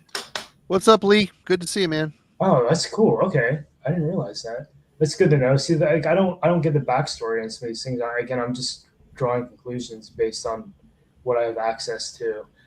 This is not a band that I wrote to in the early '90s either, so I never had contact with I've never heard them. No, I haven't even heard that Poison album. I've seen it. Oh, wow. Yeah. People talk about it. I've never heard it. Yeah, it's if you're like Sarcophago and stuff like that, they're kind of in that realm, I would say. But yeah, so the use of the diamonds, I always thought was such a peculiar addition. Like, there's a very cut and paste feel to this logo that it can be off-putting, but I feel like it has, again, going back to that sort of like old school DIY charm. It really speaks to that era of music and the sound that they have. So I always found it kind of appealing just because it was different. It's like the black sheep of logos. You hit the next slide for me, Marty. A couple of things that I find unique about it too that shares some qualities with. When you look at the Venom logo, there's like an exchange between like soft curves and hard points, and that's like soft curves you want to stay away from in metal logos because that makes your shit look weak. I mean, really.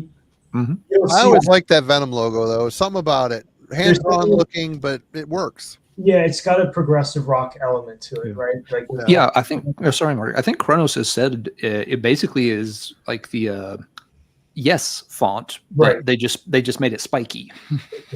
I I never made that connection, but I didn't either. I didn't know if I want to hear that. I didn't either, but yeah, they've pointed out that we basically just started with the classic Yes font, but we just spiked it up a bunch. Yeah, that's so why. It's got those curvy elements. The Imperator shares those qualities, right? And same with I pulled another old Brazilian band from the late '80s, Kova.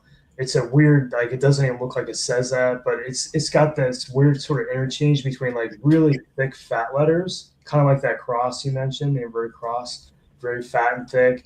But then you got like the O and the V are like really thin and the Kova one. So the Imperator, like when you look at the letter P, part of it's like the stem is really thin, but then you get to the right side of the P, it's just fat. It's just super weird like choices. I find that logo to be just so strikingly odd. It appeals to my senses just for being different. Just for kind of going against the grain a little bit. I can appreciate it for that. Anyway, that's one I wanted to share. That I don't think it's not a band that would probably get like a lot of visibility, especially as they're an older band. I don't know how active they are now, but killer stuff too if you're into like that nasty. I don't want to call it war metal because it's pre-war metal, but it's some heavy shit. Anyway, just wanted to point that one out. I thought it was kind of cool and different. Yeah, different for sure. Oh, neat. Yeah. And Jake, big thank you for the super chat. Appreciate it. Thanks, Jake. All right, Alan's up next. I almost pulled this one too, but did not. Oh, hell yeah. Yeah. Yeah. Summoning. This is a kind of a crazy logo. I remember the first couple of times I saw it, I was just like, how the hell does that actually say summoning? I had to sit there and really pick it apart carefully before I finally found all the letters the first time I came across it. So yeah, very unique logo. It's kind of a squarish one in a way. It's not laid out flat. The letters are actually on different planes here. But I like the way it overall has, kind of a neat effect that it's a little bit, it has some depth to it. It feels, slightly three-dimensional, even though the letters aren't drawn in a three-dimensional type of font. But with this, again, with the, pentagram star kind of in the center and the letters on either side of it being the flat letters and the letters behind it being more upright, it feels like you're kind of, again, looking at a ritualistic space. That they've drawn a pentagram in the middle of the floor, that they've drawn these other symbols around it, preparing for, whatever they're going to try to do, raise demons, destroy the world, get girls to like them. I don't know what they're up to. The last part probably didn't happen. Perhaps not. And then, just, the letters behind it, again, it makes it feel like, it's this kind of, space that you're like, you're looking into some kind of little room or alcove or shrine, that's set up for some kind of occult purpose. So, and just the fact that, you have to start like, the bottom left, work your way up to the bottom, up to the top left, and then across to the top right, and then down to the bottom left. It's a weird way to have to kind of read out the name and find all the letters. But once I saw what they did and kind of got the layout for it, I always thought it was a very kind of cool thing, and not something I can think of that another band has really done the same way. So yeah, a cool band, but yeah, a very unique and kind of cool logo once you untangle it. Super picky, but it bothers me that the G doesn't go to a point like the S does. They could have put it at a point and then brought the bar for the G in further. They could have. Yep. My eye goes to that rounded off G right there, and it bugs me. It bugs me. So the I is I don't see an I. I see the NG, but I'm sorry, I didn't mean to interrupt. Go ahead. Oh no, it's cool. I do have an example, and at the end of the presentation when we talk about some logos that we are a little dissatisfying. Mm-hmm. I do have one that tries to do this, but not well. Okay, cool. And the band has since moved on to another logo, but yeah, this one always caught my eye. I always found this one super intriguing and quite a feat in terms of execution. That's not easy to do, like to make that happen. What they've done. I wish I knew who the artist was. I'm assuming it was probably one of the isn't it a solo project? I can't remember. Two guys. The guys Yep. from Abigor and Pazuzu and Yeah, Selenius from Selenius. Abigor. Yeah. Yep. yeah, Deaver Brenton, Kinder Elos, and all that stuff. Yeah, so I've always found this logo intriguing, hard to read, but just unique. It's again kind of going back to the Sphinx logo. It's almost like just an icon, in terms of a symbol being utilized for various use. Definitely different from a lot of anything else out there, really. Yep. Yeah, and I agree with you, Mark. I mean, I'm not an artist, of course, but I can't imagine how difficult it was to get all of this to fit together and come together as well as it did. Even if the G could have been more pointy, Marty. To Marty's point, just getting all those elements spatially to line up so well that took a few drafts, I'm going to bet. Oh, absolutely. And there's a level of sophistication to the logo that I think matches the music quite well. So it's kind of iconic to me as well. Yeah. So that's another thing too. That's an interesting point, Marty, is that there is even though something might not be super well executed or fine tuned, there is an element of nostalgia attached to some bands and history attached to some bands that you give it a pass because it has that the music has been good enough quality and been convincing enough and proven themselves that you can look past the imperfections in a logo or anything. There's something about that that's appealing to us as music fans. All right, I'm up next. It is your turn, Marty. Yep. All right. Well, this is another thing, kind of like Voivod, the Autopsy logo. They made it different on every album cover, more or less. They towards the end here, I think they've kind of gone for the same one, but I just grabbed one off the shelf. I could have picked one that was a little bit more ornate. There's some where you can see the guts and the sinew hanging down, and there's more detail in there, but they keep the overall shape of the lettering kind of the same. I don't know. And I always love this album cover too. This thing, it's gross. It's just super cool. And what a comeback EP, man. This thing is great. It is a messed up cover that you can't stop staring at. Yeah. Who did the cover? I don't know. Ben Scotter usually does their full length. Who did the art on that? Do you know? I've got a couple things with different artists. Oh, I've known on that one. Now I don't.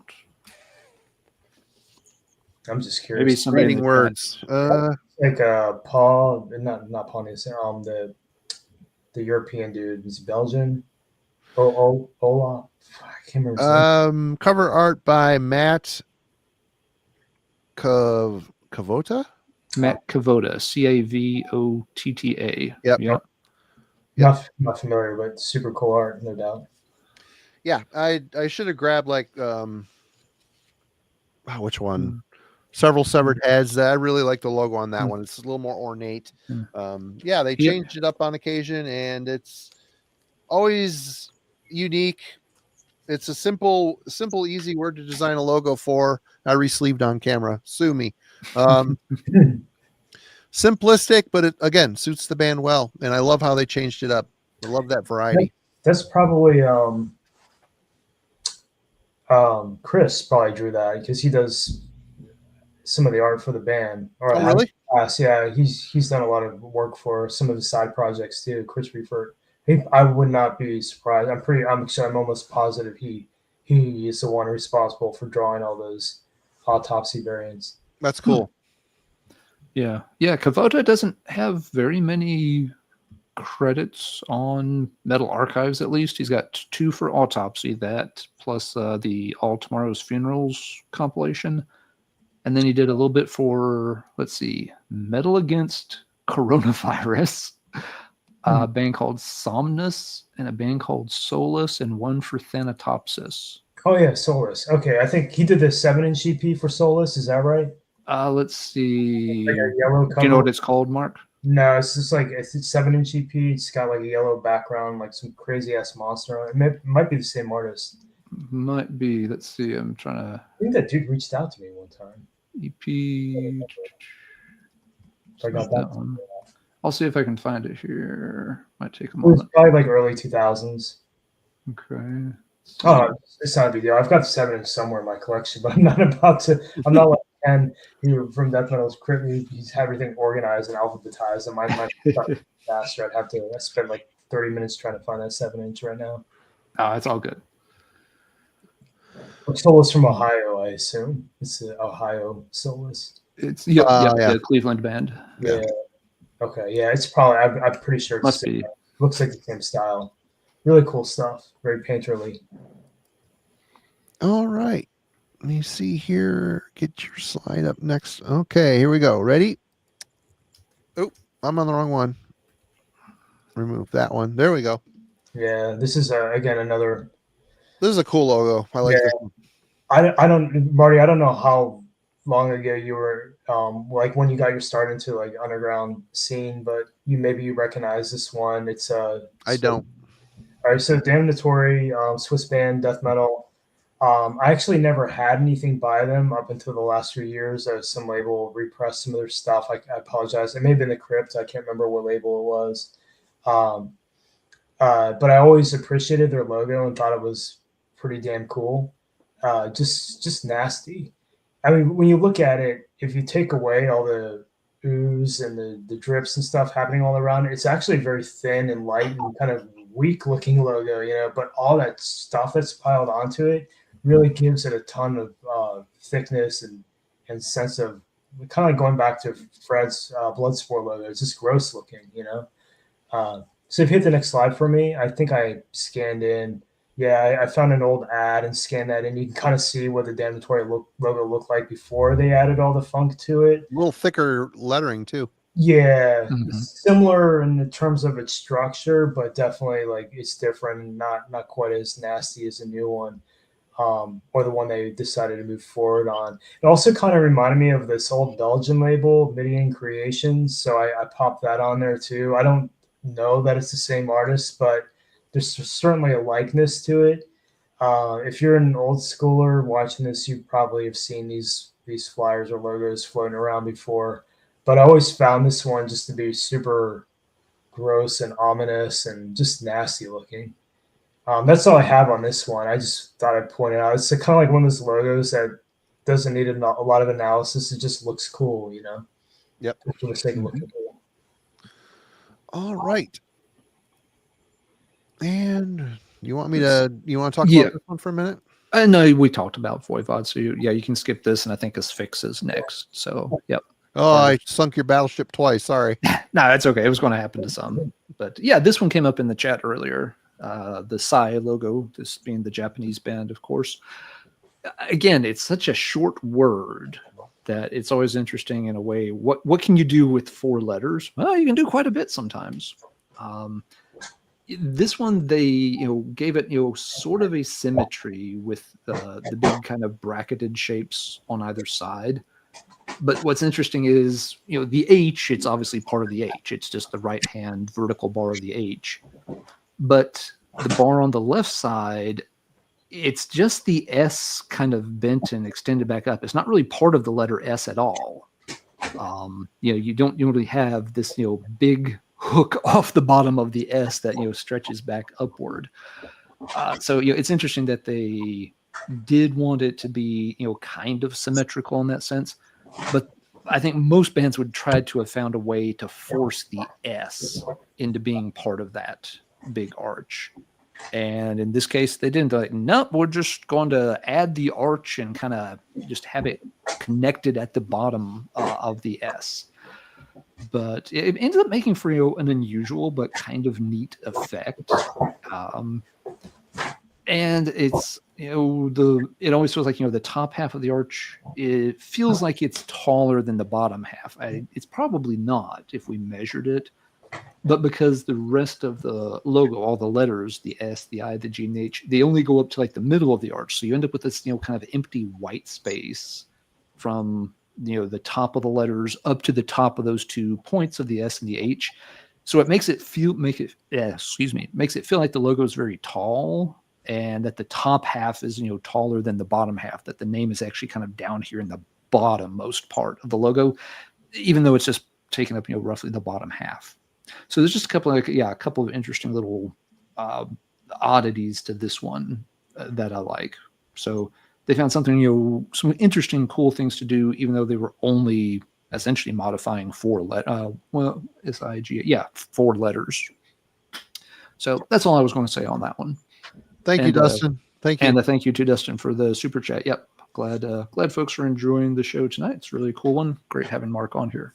Yeah, that's a cool logo. I apologize. I was listening, but I stepped away. I thought I had it nearby, but I've got their first EP from Wild Rags, and I was going to see if there was a logo credit on it because I have no idea who drew that one.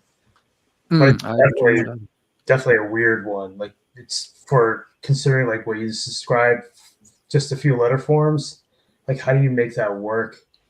And it's a great mix of like thick and thin lines. It's just still executed really well. Mm-hmm. It reminds me of what's it called in Star Wars? The fighter. What are they? Yeah, it's kind of the TIE fighter effect fighters, a little bit. Yep. Yeah. Technically, since they're bent, it should be a TIE interceptor instead of a TIE fighter because those are vertical. But now we're going down a different nerd rabbit hole that I want to back out of real quick. That was amazing. Well, technically, I knew you would know the name of that thing. I knew you would know. This is more of a TIE bomber style. I don't know about the. Yeah. Anyway. No, the TIE bomber has like long horizontal stretch wings. The interceptor is more pointed, and aerodynamic. So you don't know what you're talking about, Marty. I don't know shit about nothing. All right, here we go. Get rid of this, and there we go. All right. I always like this logo, and they changed it up a bit over the albums too. Funebrorum logo, very symmetrical. We got the dueling size there. I would like this album cover too. Exhumation of the Ancient. Great heavy East Coast death metal band. Did Daryl paint the cover? Can't remember. Logo and lettering by Turka Rantanen. Oh yeah, that's the Finnish guy who did the like all the old like Depravity album covers and all the old Finnish stuff. Yeah, and Daryl Kahn did the design and the layout. Okay.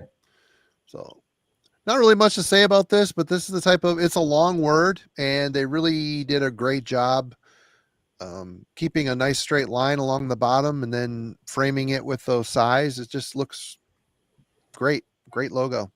Great t-shirt material for sure. And it looks really good sitting on top of this cover. Yep. Yeah.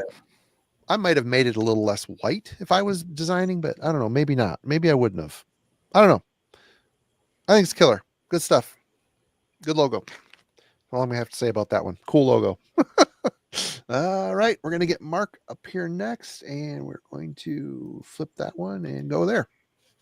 Yeah. So again, bringing the face to the logo. This is one of my old pen pals from the early 90s. Alfonso Ruiz. He was known by he's kind of coined artcore. Huge inspiration to me in terms of like illustration style. He was responsible for artwork for his own band, Python Girdum, and other bands like Cenotaph, who is obviously a pretty well-known Mexican band. He did a lot of stuff for them early on, and a good handful of other Mexican bands, and even some American bands like Lividity and whatnot. He's done a lot of did a lot of artwork for some bands back in the early 90s. He has since left the scene for a very long time, as far as I know. But anyway, love his art style, and the logo I picked by him is, and I apologize if I butcher the word, it's one of these Lovecraftian words, Relia. I'm not sure if I'm saying that right.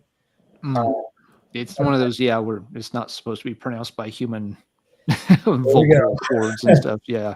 There you go. But this is a really cool logo. Again, it's a little bit different because it's an illustrated logo. It's fully illustrated. It's not like just some flat, color letter form. It's an illustrated piece, and he did a lot of logos kind of in this style. But and this is like, I don't know if you guys are familiar with this band. They're kind of like sort of obscure, weirdo death metal type stuff. Kind of like another Mexican band, Question. I don't know if you guys heard them. Kind of in that realm, sort of, in my opinion. Next slide for me, please, Marty. Yeah, so I just want to point out that I thought it was pretty cool how he utilized essentially like a frame around the lettering, so the lettering has like a place to live. It's not super intrusive, and it blends well, and it blends really nicely into the letter forms.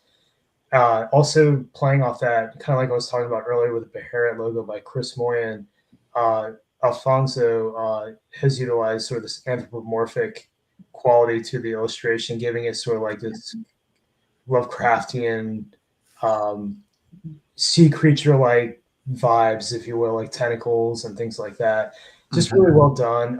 Next slide for me, Marty. I just wanted to point something else out that, a lot of people see these illustrated logos, and there's one more recent one here with the Undergong, and I hope I pronounced that correctly. I'm not sure if I did. But all the other logos are old. They're all from like early 90s, your Merciless and Dead, Pyrexia, and their original Anathema logo. We were talking about Anathema earlier. Yep. How they get a band who changed their logo to be something more legible and clean, but also reflecting their style. Then you got Dissect.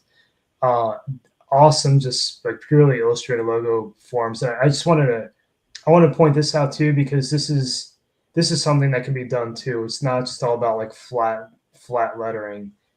You can do something illustrative. The only setback with an illustrative logo is that it's hard to convert to vector. So when you're looking at trying to blow a logo up really big, you're stuck with like a raster image.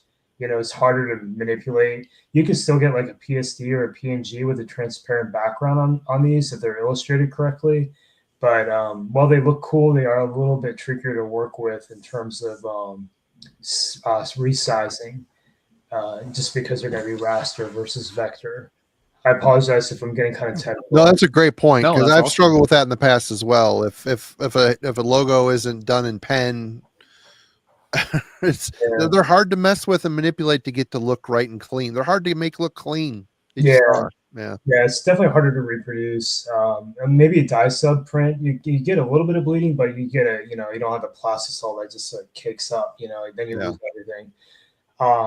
But yeah, so this is kind of like a trend in a way, I feel like, with a lot of bands where they want their logo to look illustrated, which is cool and stuff, but it's definitely nothing new. It's been done for a long period of time, and it's always been effective. And if you want something that looks nasty and kind of gross, and if you want something that looks more illustrative and you have some more literal with things in it, I wanted to point that out because I felt like it's important to share at least one logo that had those kind of qualities.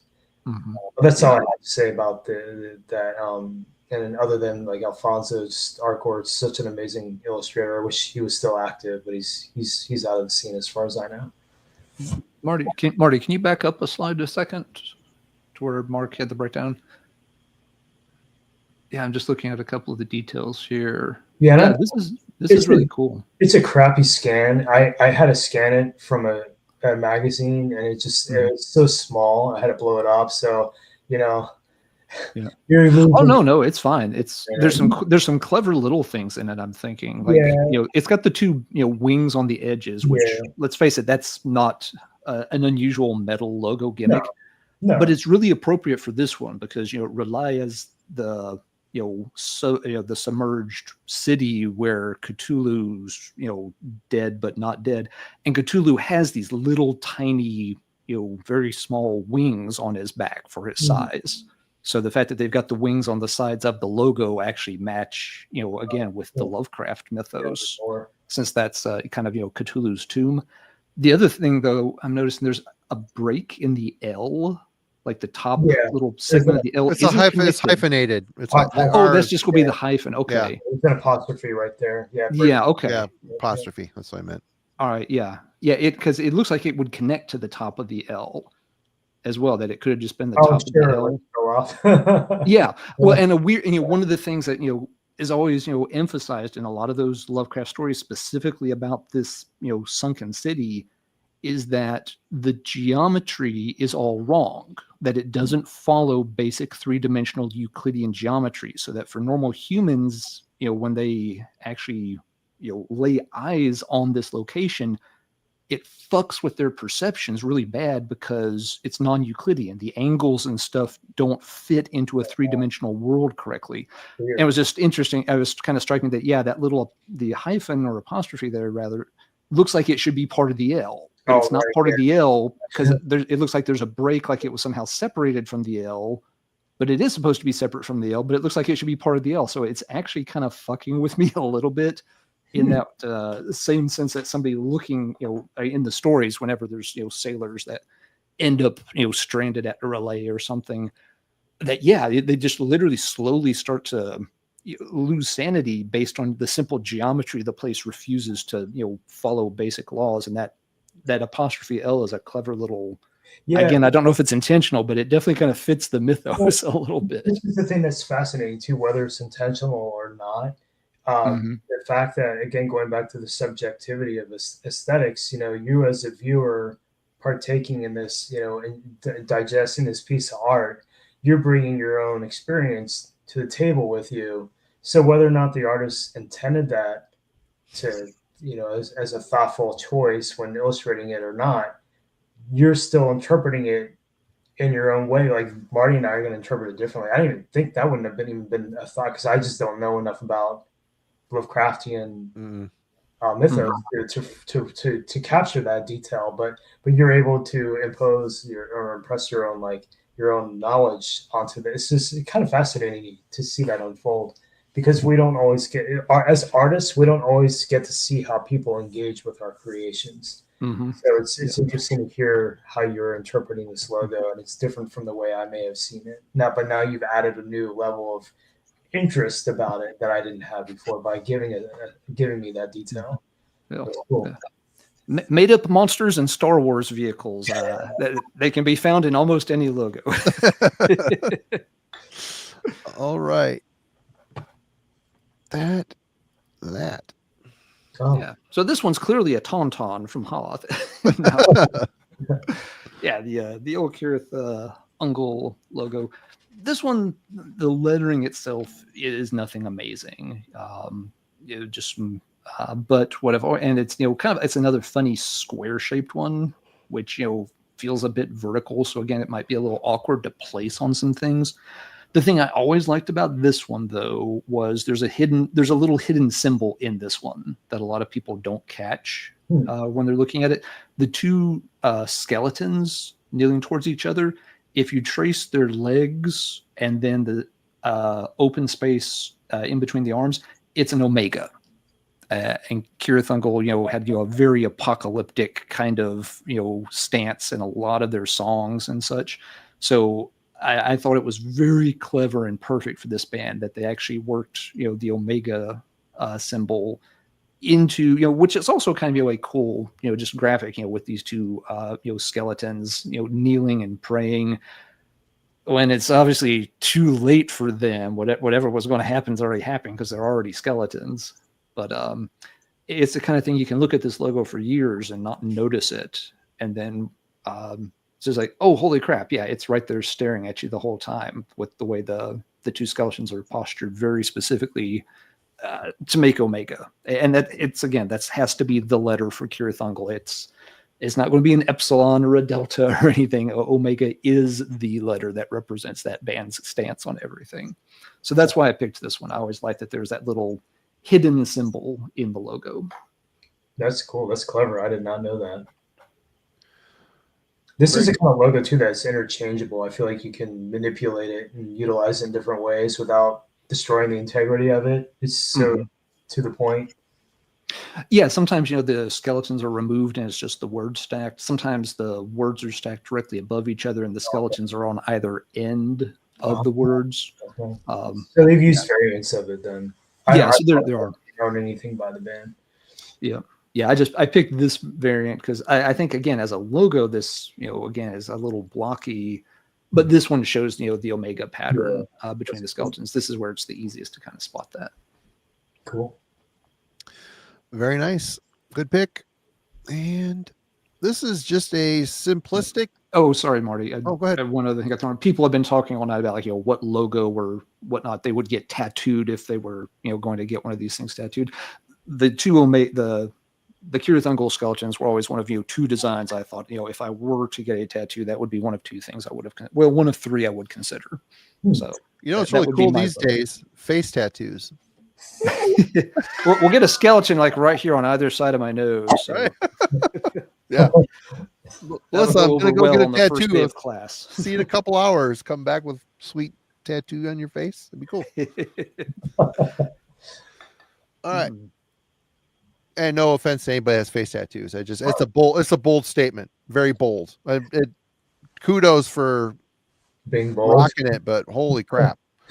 I'd be scared. I'd be scared to do something like that. Anyway, yeah, simple word.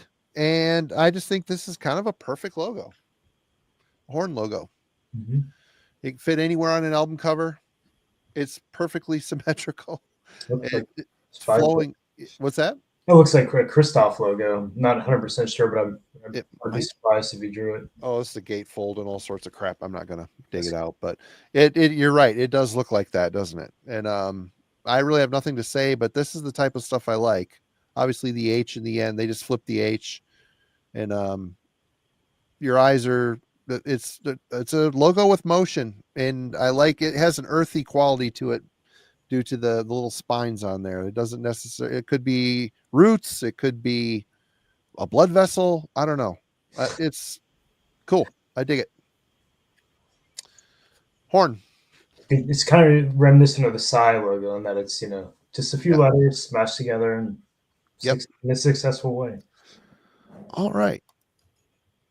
Again, another digging around underground scene. Eccentric from Italy. I always appreciated this. It's a little bit different. It's kind of, I'm not sure if Kristoff drew this or not. It kind of looks like his style, but I was never really certain whether or not this is one of his pieces. But I always enjoyed this logo too. It's kind of reminiscent of some of the other stuff Kristoff Spedell's worked on. Again, I'm not certain that it's his, but I wouldn't be surprised if it was.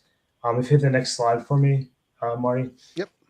Yeah, it's just a little breakdown. Again, very much leaning on the symmetry in terms of the directional movement. I would say it takes on a diamond composition, which is something you sometimes see with logos. If you hit the next slide, Marty, I think I have a couple examples. Some of these you may or may not be familiar with. A couple of newer bands, a couple older bands. Morgue Rules. They're great. Yeah, that Morgue logo would probably make my cut too. Since I was sharing it here, I decided not to show it as a main one. But I don't know if the one is below it, but that's a killer logo too. Yeah, I apologize because I can't remember the name of that band. That's I think drawn by A View from a Coffin, who I'll talk about later. That's the name he goes by. But anyway, diamond composition. You see it sometimes, but I felt like the Eccentric one definitely it takes on that composition. I think the last slide, I just have a couple of examples of their logo history, if you will. I found in some old underground fanzines just to give a little bit of context. You can see at one point in '91 they even went for like a gradient inside the logo, kind of like what they did in 1990 as well. But you can just give you a sense of the evolution of the Eccentric logo, Italian death metal band from the back in the day. Anyway, that's all I have on this one. You can tell they heard the Entombed Left-Hand Path and like their logo, so the flyer actually has the outline and the more lettering style logo. Yeah. All right. Is there one more after this or no? That's it for this one, for this logo. Yeah. Right on. Okay, Alan. I've got a kind of diamond-shaped one here, also with the Limbonic Art logo. It has also kind of a little bit of the triangular pattern of the Asphyx logo that we looked at earlier. I just always like the way they fixed it to this particular shape, because it's not a shape that you see come up in a ton of logos like Mark was just showing. But also, it's a longer word with a shorter word. And y'all talked earlier about the problem sometimes of fitting in these smaller words that you've got Limbonic, and then just ART has to go somewhere. But they framed it pretty nicely, while stacking it vertically. There's a lot of symmetry, but there's still, little bits of asymmetry to it as well, which is fine. At first glance and even second glance, it seems to be, a very symmetrical logo. But, then like, the C and the L on either side, are doing some slightly different things. So yeah, Limbonic art, the early albums, had a slightly sort of, cosmic darkness to them. They weren't necessarily going for, just pure blasphemy or shock or anything. They always felt like they were doing something a little more stellar. And for whatever reason, this logo always kind of felt like it exemplified that too, that it has a little bit of that kind of diamond shape to it.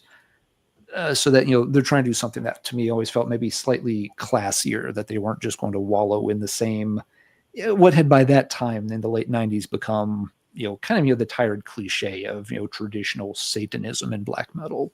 So those were some of the reasons the Limbonic art ones always appealed to me. Not one I want to dwell on for a long time, but yeah, I just always thought it was kind of cool and fit their music really well. Yeah, that one was drawn by Ray Heflin, who went by Equitan. He's a guitarist for Apsu, the original guitarist for Apsu, drew the Limbonic art logo.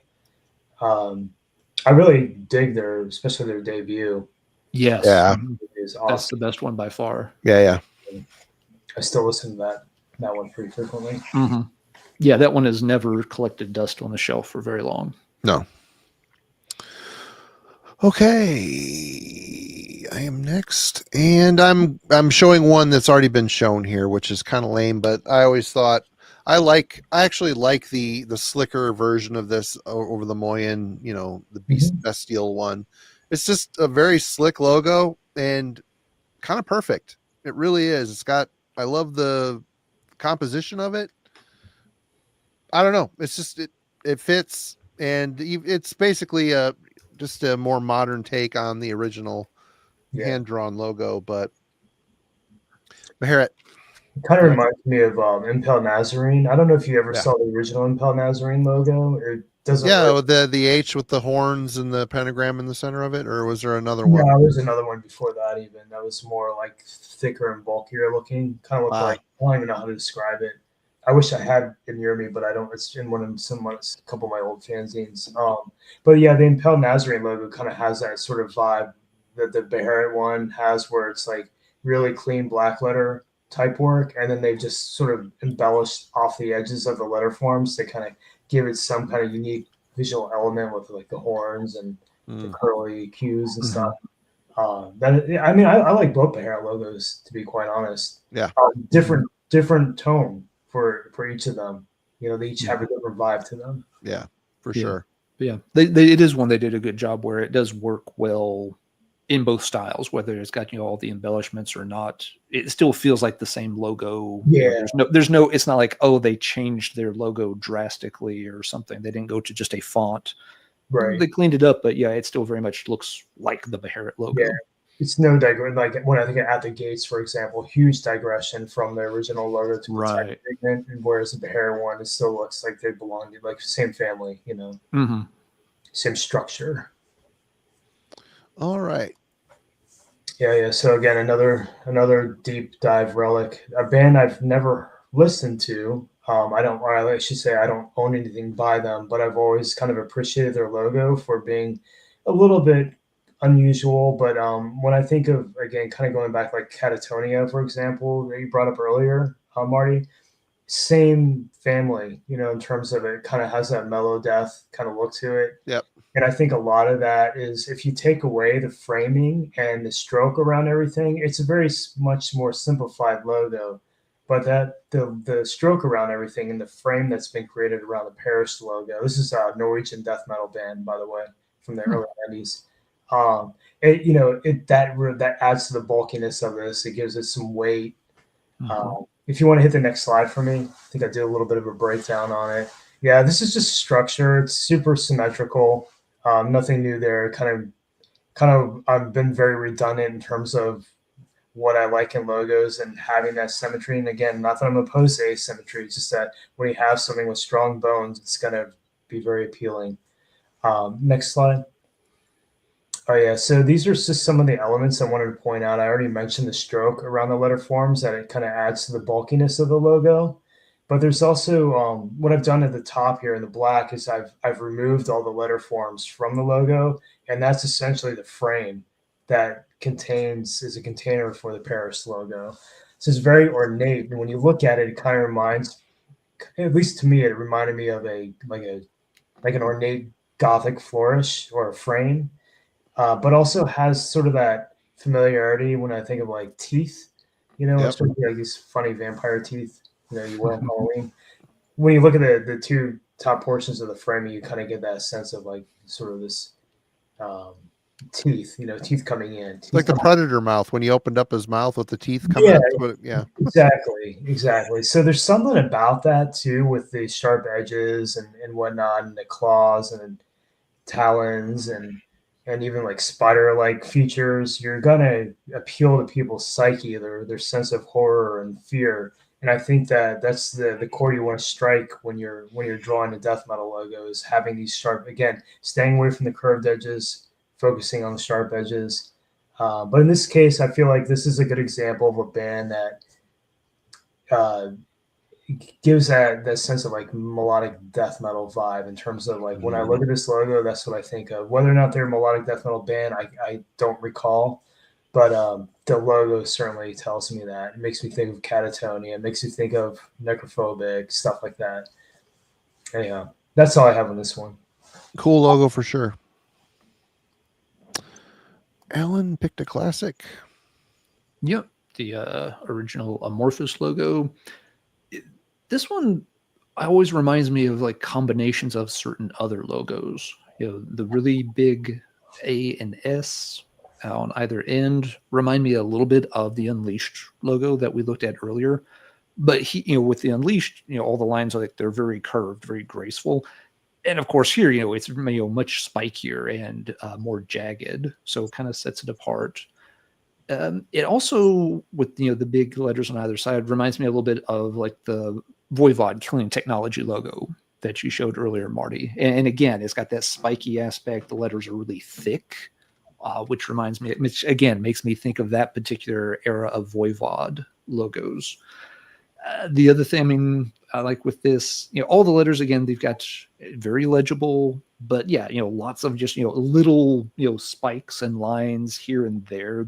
There's not, a solid pattern to it, which reflects the meaning of the name. Amorphous means without form, which appropriate for this band as much as they changed their sound and style over the years, but kind of appropriate for the logo too, that, the A and the S, they're not perfectly symmetrical. Doesn't have a letter that repeats, so it's not like there's, matching I's or matching C's or anything in the logo either. That it's, got this messy feel where like every letter has to be a little bit different because it's without form. So, yep, things I liked about this one. That's Amorphous. It's a logo where everyone knows pretty well. But those are the things that always kind of stuck out to me about this one. Do you guys know who drew this? I do not. We've talked about him already. It's Chris Moyen. Oh, it is a Moyen one. Okay. He did. Oh, right on. Yeah, it's a old Chris Moyen logo. Cool. Yeah. Not enough gas masks or right. Yeah. suffering Jesus is on this logo to he left out his calling card. Yep. Yeah, and this was another one that I would like doodle around and copy as best I could, just for fun, killing time in school sometimes. Oh yeah, it's a cool hand drawn logo. Yeah, it looks really cool. I always liked it too. Very legible, but a little edgy. Yep. Mm-hmm. All right. Well, I'm bringing some old school cheese because I always like this logo. I like the fact that the logo fits the name of the band perfectly, and I'm talking about Lizzie Borden. You got two words that are shaped into an axe, which is perfect for the subject matter, of course, and the band name. And I remember trying to get this right, drawing it on an old folder in high school ages and ages ago. My friend Scott somehow got it on. He drew it perfectly in two colors, if I remember right, on a pair of sweatpants that he wore for gym class. So I was pretty impressed with that. Trying to draw that shit on a pair of sweatpants. Come on. That's dedication right there, people. But yeah, I always thought this was a cheesy but fun logo, and you know, they shaped it into an axe for effect. I love it. It's cool. Kind of. I wouldn't be surprised if that's airbrushed, that logo. You think? It's got that look, doesn't it? Yeah. You know what it kind of reminds me of? That I never really made the connection before, but do you remember the old original Tiamat logo? Yeah, I was about to say, yep, the See, Tiamat Yep. original one from Sumerian Cry. Yeah, with the bat wings on. Yeah. Get little horns up in the top there. It's pretty cool. Good I'm sure Tiamat would have loved that comparison in '91 for their street cred. Hey guys, you look just like the Lizzie Borden logo there. All right, Mark, you're up. Oh yeah, so this is a more modern artist, German fellow Patrick Ziller. He goes by Karmazid on Instagram, social media, and you've probably seen his work. He's done a lot of, mostly lives in the realm of black metal type stuff, but super talented illustrator. But he's done a lot of really killer logos too. And again, going back to like that sort of eccentric kind of feel, he's pretty much mastered that style in terms of his logo design. So I wanted to share one of his pieces. I just chose it's an American West Coast band, Vile Rights. I believe they're from California, if I remember. Who's been in the chat all night long? Oh no, they have not. That's vacuous step. Sorry. Oh, okay. Mistake. Sorry. It starts with a V. Yeah. Vile Rights. 2 words. They're I think they just put an album out on Carbonized Records early this year. Really good band. Yeah, their EP too is really cool. They had an EP prior to the album, but I just thought this logo was there's something unhinged about it, but it still works, and it's again going back to that eccentricity and undercutting expectations. It's a little bit different. It's a little bit off the beaten path for a logo, and also very reminiscent of Karmazid's illustrative style. He's got kind of like a I don't know if you're familiar with Aubrey Beardsley, an artist from the I think pre-Raphaelite art period. He did a lot of black and white work, but it's got that kind of feel to it. His style is sort of like a kind of imagine like a prog record cover, but mixed with black metal. I don't know how else to describe his style. That's just what comes to mind off the top of my head. But anyway, you kind of see his style of drawing in the actual logo. He's got a lot of interesting texture happening. If you hit the next slide for me, Marty, please. Yep. Yeah, simple to the point. It's an asymmetric composition, kind of like the Singwasugabog I was sharing earlier on in our conversation, where it just kind of goes limp. It's very, very unusual, but still effective. Next slide. I think, again, going back to what really makes this logo really visually interesting is all the illustrative elements you're seeing in it. You've got the flames, you've got the branches, the almost like a medieval manuscript flourishes you would see hanging off like black letter work. Then he's got like these sort of blood drips, and then like they look like almost like occult symbology happening in the logo. What's up? Actually, funny, Ryan's on here. I almost picked the Incarnus logo. Not the original. The original kind of looked like no offense, like a metalcore band. It's from the early '90s, right? But Incarnus went, and I don't know who drew it, but they had their logo redone, and man, it's just freaking phenomenal. I almost put it in here as one of my choices. The revamped Incarnus logo from the early '90s, really solid. Ryan, if you could tell us who drew it, that'd be cool. He did earlier. I don't remember who. Oh, really? Though, yeah. Probably in the demo. I've got the demos somewhere. It's probably credited in there. But anyway, the Vile Rights logo is just really unique and very appropriate in terms of like demonstrating Karmazid's skill and style. So that's all I wanted to share on that. Really well done and different. All right. Oh, there you go, Kristoff. Okay. I was wondering, I wasn't sure. It looked like his style, but I was like, I don't really know. It kind of looks like, going back to that like Imperium logo, it's like a combination of like Imperium and like Emperor or something like that is what I would describe the Incarnus logo revamp. It's beautifully done. I know who did this logo. Yeah. I picked this one just as one of the classic thrash logos. Two things that always stood out to me on this one. The word kill is noticeably slanted to the side, which again makes it feel slightly more aggressive, like there's some kind of action or motion towards it, which is appropriate for, a thrash band for sure. I guess there's three things. The second thing, in this case is color. Most of the logos we've looked at tonight, they have been, black and white. Overkill, of course, was always, black and green. They always made that color their own thing, which I thought was kind of cool. It was fitting for, again, an 80s thrash band. You had that kind of, radioactive green with so much concern about, radiation, World War III, radioactive waste, and all this kind of stuff. And of course, then there's the O. And so this was another band, like some others we've talked about tonight, where they were able to basically shorthand, their entire name to just one letter, because they had, that very distinct kind of diamond-shaped O that became symbolic for the band. All you had to do was, have the green O on something, and you knew exactly what band was being referred to. So those were elements I always liked about this one. It's, maybe not the most amazing logo overall, but it just highlights, a style typical for a lot of the thrash bands, and did a couple of, neat things that I always liked about him. Designed by their drummer Rat Skates. Yep. Yeah, lifted the Iron Maiden logo. Yeah, exactly.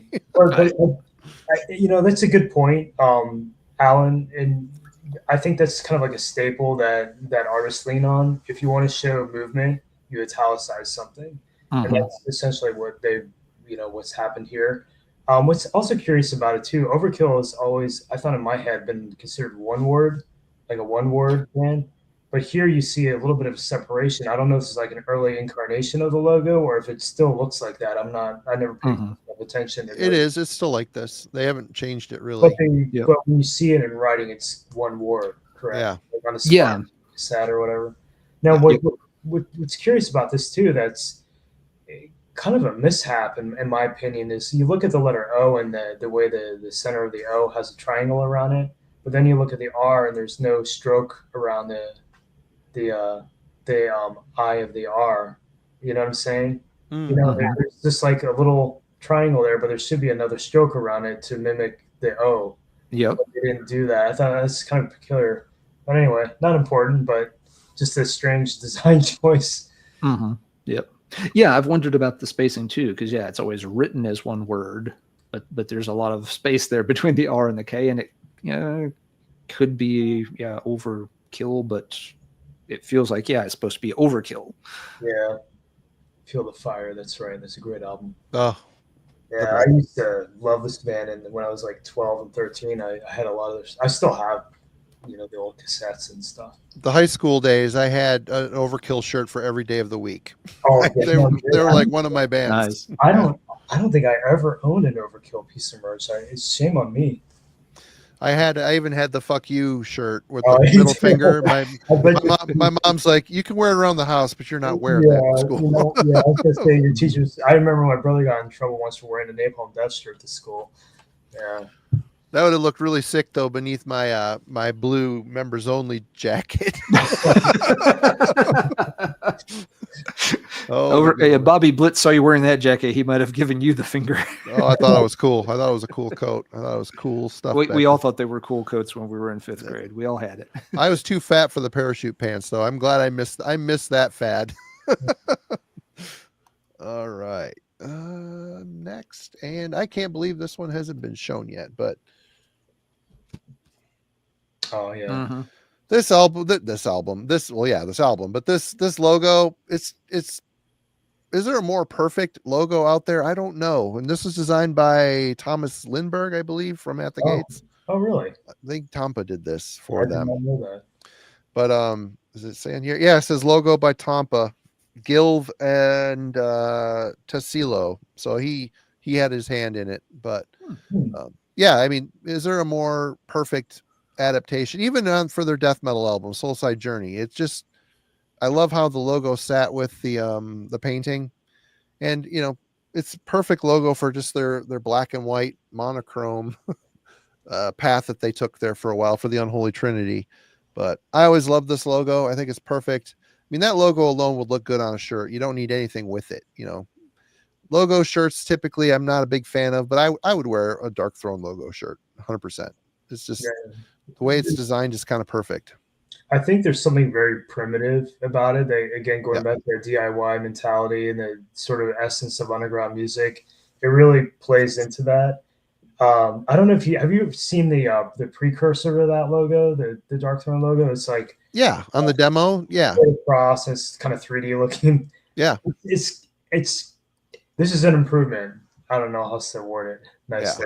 That's definitely an improvement, and I think that this is essentially the Dark Throne logo. Even though I didn't go over it, I would call it the template for a black metal logo. Is the Dark Throne logo?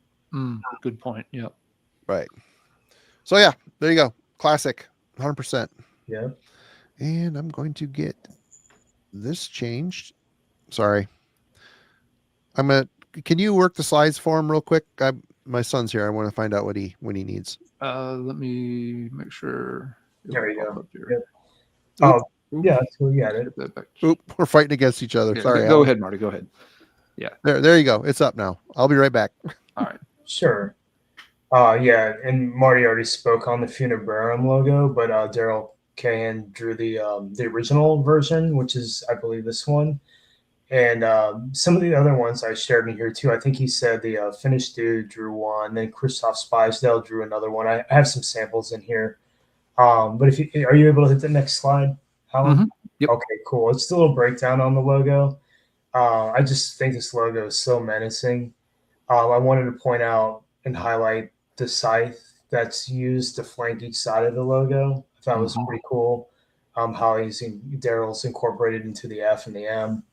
And there's also this sort of shape that the logo forms in terms of like a silhouette. It's sort of reminiscent of a Black Widow. And I just think that that's kind of sort of a subconscious thing that makes us think, wow, this is a scary logo. I should be afraid of it. Also, I feel like if it didn't have all the cobwebbing and stuff in between the letter forms, it just wouldn't have the same impact. So it's really cool kind of, having that added element. It gives it a sense of like texture, almost like when you cut an orange and you see all the veins and stuff. And also kind of playing off that sort of spider thematic with the webbing and whatnot. Yeah, very much so. But the next slide, I think I just have some of and I apologize, there are like lower res images, but this is the finish. The show is ruined, Mark. Yeah. God. I had a hard time finding good quality versions of the Funebrarum logo. I don't know who did the bottom left one. It may have been Daryl doing another variant on it, but the bottom right is Kristoff Spedell's version, and the top is the one that you have with the Finnish artist from the early 90s. That dude, I forgot his name. I can never. It's Rick. I don't know. Is your name Finnish, Marty? Yeah. Yeah, it was something like whatever your name is. Ritkinen. One that I couldn't pronounce. Yeah. Anyway, I always loved Daryl's logo variant, and I do have a logo shirt of just the Funebrarum logo, just because it's so fucking badass. Yeah, very iconic. All right, Alan. All right, what do we got next? Yes, the old Sepultura logo. A couple of things, that stand out with this one. I like, again, the big, kind of, scythe-like extensions from the S and the A that go under it. But they didn't try to make it like frame the entire logo. Like they don't come together, right under the center or anything. One of them's actually, a bit longer than the other. Yeah, the S and the A are lacking symmetry, and that's another one where it would probably have been easy to make them more similar, but they didn't for whatever reason. Another thing that it's an odd element in the center. I feel like, especially given not only Sepultura's stance early in their career, but for the whole Brazilian scene, it feels like it would have been really easy for them to do the T as an upside down cross. Very common convention, and a lot of those bands were very much into sort of blasphemy against Christianity, a big thing in their country. But Sepultura chose not to. The T is right side up here. And in a way, I like it this way just because I think it would have felt a little, especially looking back now, it might have felt a bit juvenile and cliche if they had flipped the T. So the fact that they didn't bother doing that and they just focused on, giving it, other spiky elements and these big kind of scythe-like elements instead, made it stand out rather than becoming just, the 141st band in line that has, a T for an upside down cross. So yeah, a pretty, I guess, in some ways, primitive, logo, there's a lot of things like, the S is a lot smaller than some of the other letters, the way it is spaced out, but it's still, kind of a cool logo and an instantly recognizable one nonetheless. I love that. This looks like it's just drawn on a piece of notepaper by a 14-year-old. Yeah. Oh yeah, no, it looks like, it was drawn by them. Just coming up with what do we want our logo to look like and scratching it out, scrawling it out. Yep. You guys have this? Yeah. Speaking of Ian Christie earlier, his Brazilian points. Yes, the United Forces one. I do not. The Brazilians logo. There are tons of logos in this one. Obviously, a lot of South American really killer stuff. Yep. Yeah. Very cool book, and if you're not reading it, you can use it to literally keep your car from rolling down a steep hill. that thing is a brick of a book. Yeah, it is. It's that and the Slayer Mag anthology too. Yeah, yep, that one's huge too. And I don't know. Have you guys seen the Istin magazine one? That's huge. I have not. It's like that one I haven't. Nope. It's kind of like the Slayer one. Yeah. All right. Well, someone mentioned it in the chat, and this is a huge mistake not showing this, but if I went and got it, made this right. You want to talk about an ornate logo? I assumed it was in your stack, so I didn't even bother picking I totally spaced it, but I love the detail in this thing. It's just so unique, and it doesn't look like a thrash logo at all, or a speed metal logo. It's just, I wish I could get the detail in it's great. There's your mouth, there's your teeth, your fangs and stuff over there in the O. Yep. Mark. Yeah, it's one of those illustrative ones like Mark has shown some cool examples of earlier. Fits in with those really nicely. Yeah, I'm kind of curious who drew it originally. Oh boy. That's some super small text that. Oh wait. Logo and tattoos. Mark Mahoney. So it was a tattoo artist. Oh, okay. All right. Huh. Yeah, that's cool. I mean, that's probably one of the earlier incarnations of an illustrated logo, I would think, right? Yeah, this is 88. Yeah, 87 for turn submission, Yeah. So, I mean, hey, that might be the one that got the ball rolling in terms of that concept. Very unique. Yeah. Good call, chat. Good call. Yeah. Holy Terror is his only artist credit on the archives. Really? Huh. Well, it must have been a buddy of the band. Yeah, it says, tattoo artist, located in Hollywood, California, and he did the 2 Holy Terror albums, and just went back to the ink, I guess. Yep. Okay. All right. Oop, wrong one. There we go. Yeah, so this is the artist I was referencing earlier, Chilean artist Daniel Corcuera. He used to go by Vomit Art. He has I think his social media handle is Necronomicon now. So I'm not sure if he's still using the Vomit Art moniker or not, but he, again, an example of a musician who is illustrating the logo for his own band. So I chose Slot Bath. You want to hit the next slide for me, Marty? Yep, sorry. He's more of an illustrator as well, but also has painted a lot of album covers for like Crucimentum, and I'm not even going to attempt to pronounce it. The band you shared earlier, the Chilean band, Colton. Yeah. Thank you. And also like was it After Death, which is like the Nocturnus members. He did some stuff for them. Oh right. Mm-hmm. Yeah, the After Death project. And he's done a lot of stuff. But anyway, I love this logo. I actually hired Daniel to do the Fetid Zombie logo. Some people think I drew it. I didn't draw it. I did the I've done stuff for some of my other bands, but not the Fetid Zombie one was drawn by Daniel. Just because I love his style so much. I'm like, dude, I'm gonna hire you to do my own band stuff. But anyway, the Slot Bath logo is just menacing. It's just evil as hell. If you click the next slide for me, Marty, I don't have a lot of detail to go in on this. Just the typical use of satanic imagery, and one thing that's kind of interesting about it, I guess, would be how tight the kerning is on all the letter forms. It's super tight. You just get kind of like a hairline stroke between each letter, Yeah. making it just giving it like a really suffocating presence.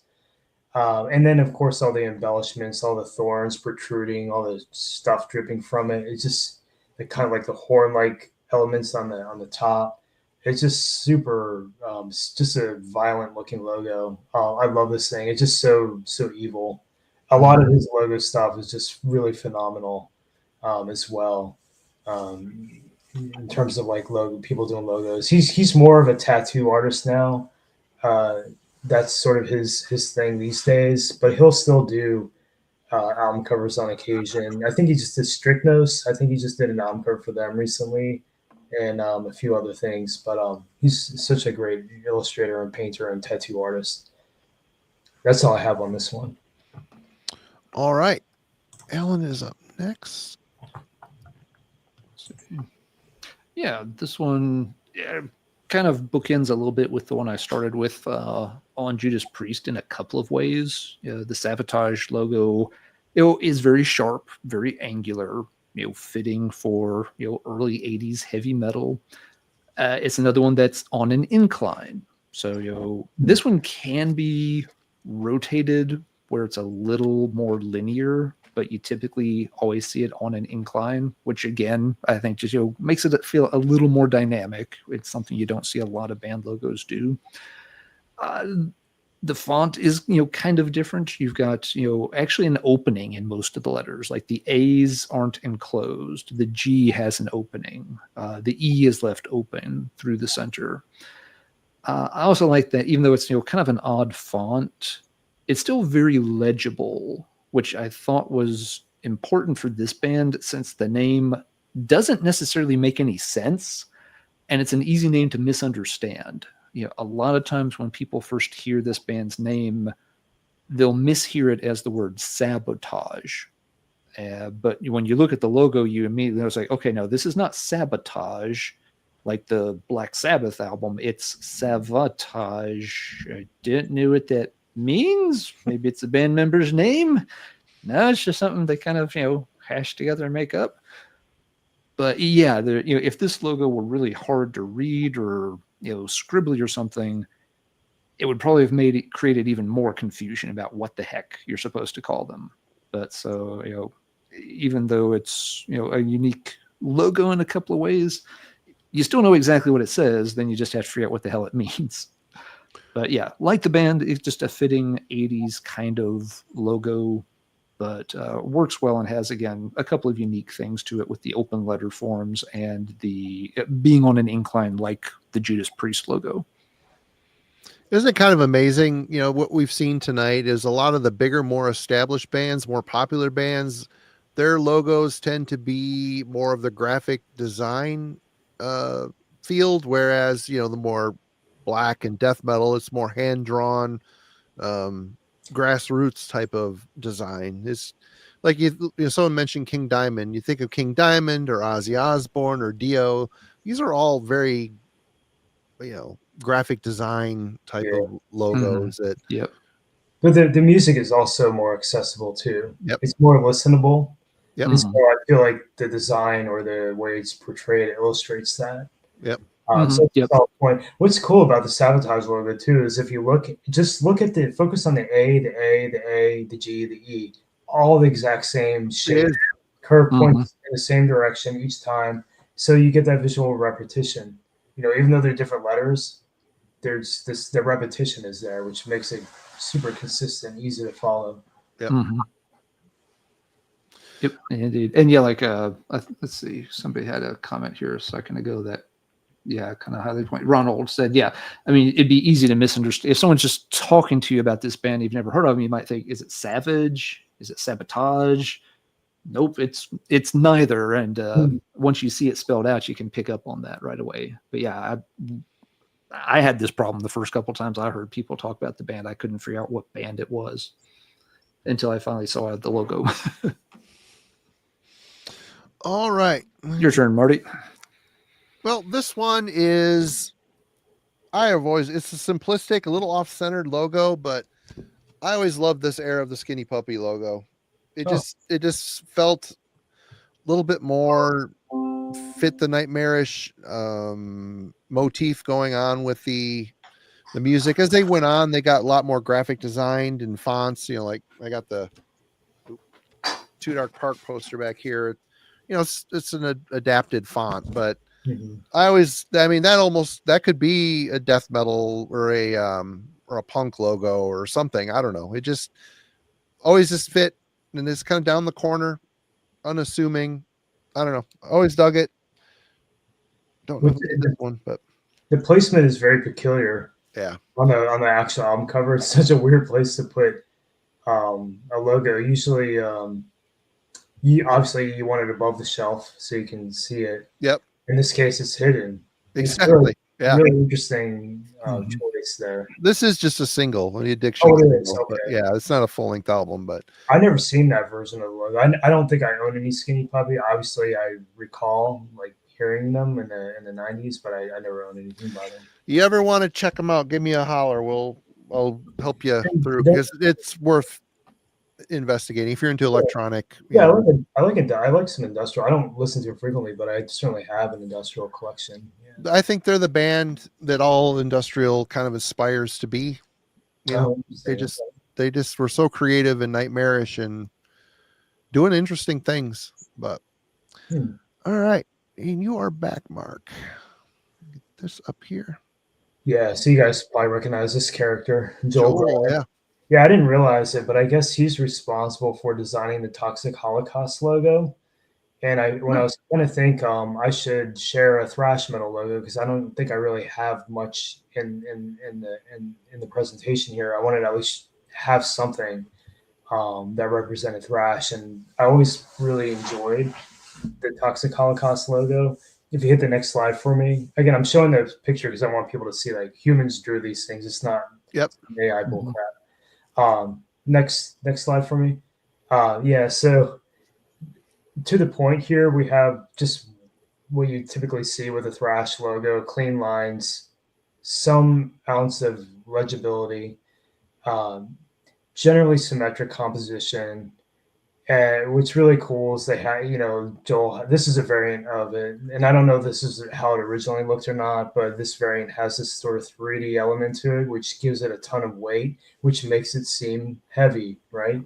When you look at the Sabotage logo, it's got a drop shadow on it too. Gives it a little bit of grounding, but it's not like this is chunky. You know what I mean? Yep. Sabotage one is kind of like light. This is chunky. He's getting some mileage out of that Sodomo too. Look at that. Yeah. So there's just some shapes happening here too. Like, they're familiar to us. The sharp edges make us think of knives or something deadly. And there's sort of like this missile type silo shape in the L there, which I thought was sort of reminiscent of like a nuclear warhead or something like that. Next slide. It's just basically some math. This is the only kind of math I can do, you guys. Just a heads up. Yeah, me too. It's bad. Speaking of algebra, right? Or algebra struggles. Yeah, I mean, isn't this what the Toxic Holocaust logo is? Pretty much. Look at the 3D element pulled from the destruction logo. Some of those sarcophago elements there with the flanking crosses. It's really. I think it's cool that the musician took the stuff that truly inspired his band and said, "This is what's going to inspire my logo too," and just went with it. It's really nicely done. I always like that destruction logo. Talk about iconic. I mean, is it great? No, but it's connected to some classics. Yeah, all those logos are just burned. They're etched into our brains. Yep. It's curious too. The Mutilator one, the little 666 in the side. Yeah. It's so random. Makes no sense really with the design, but it's funny that it's in there. They could have put the pentagram in the O and like had the trifecta of satanic iconography there. Absolutely. So that's all I have on this one. I just wanted to throw a thrash logo into the mix. All right. Yeah, it's a neat logo. It's one that whenever I stop and try to read it, it always messes with me a little bit trying to find all the letters in the center. Yeah. Okay, Alan's up next. Yep. Oh. All right. My next few are logos. I'm switching to logos that I actually don't care for. Like Okay. Mark said, we're going to each have a few here and there where it's just like, this logo doesn't sit right with me.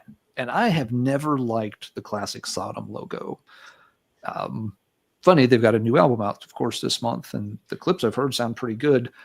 This logo just always, I always had issues with it. I mean, it was pretty clear it was supposed to say Sodom.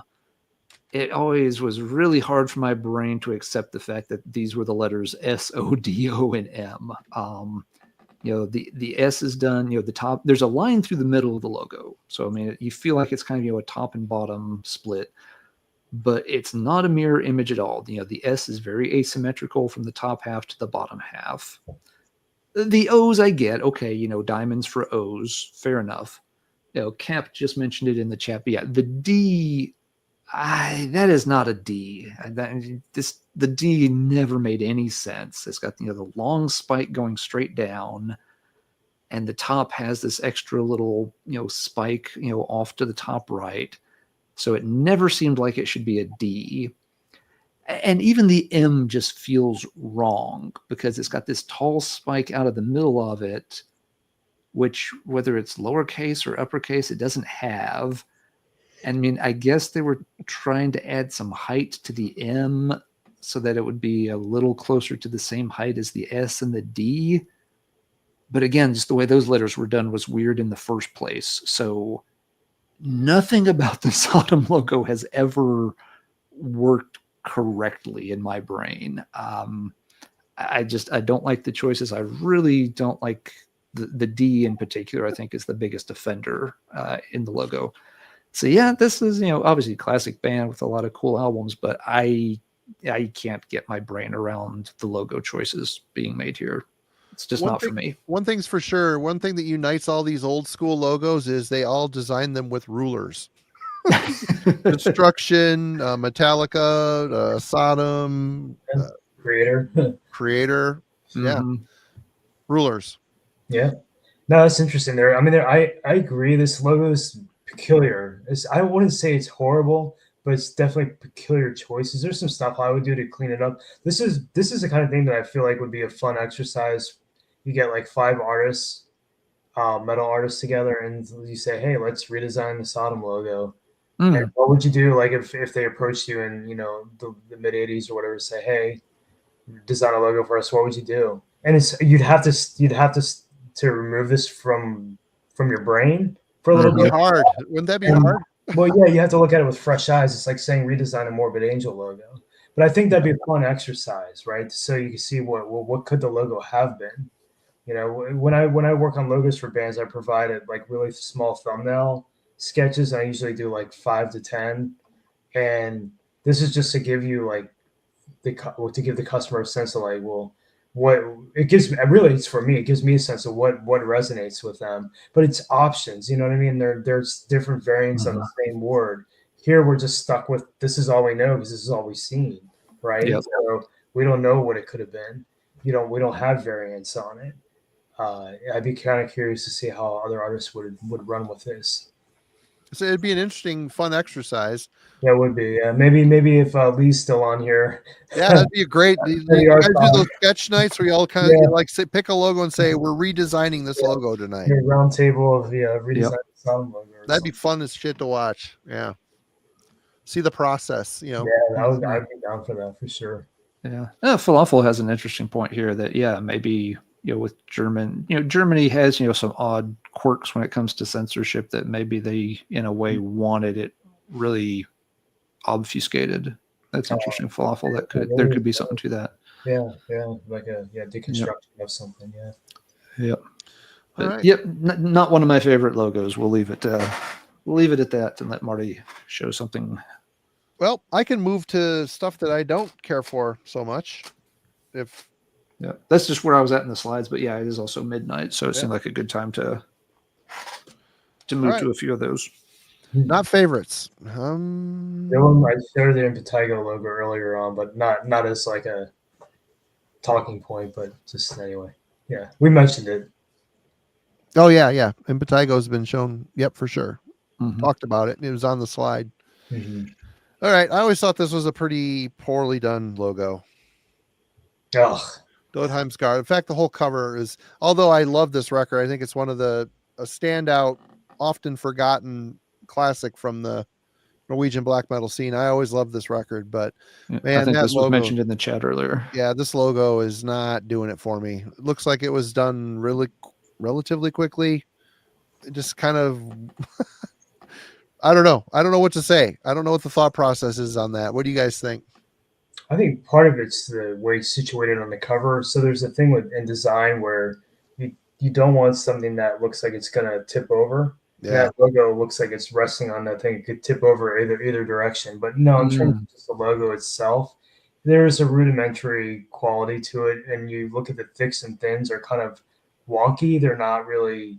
They could have been thought out better, like in terms of placement of the thicker areas. If they were more consistent, like across the board, I think it could have been a more uniform looking logo, but there's something that's a little amateurish and unpolished about it. Not that that's bad. There's something to say for like that primitive old school approach. I agree.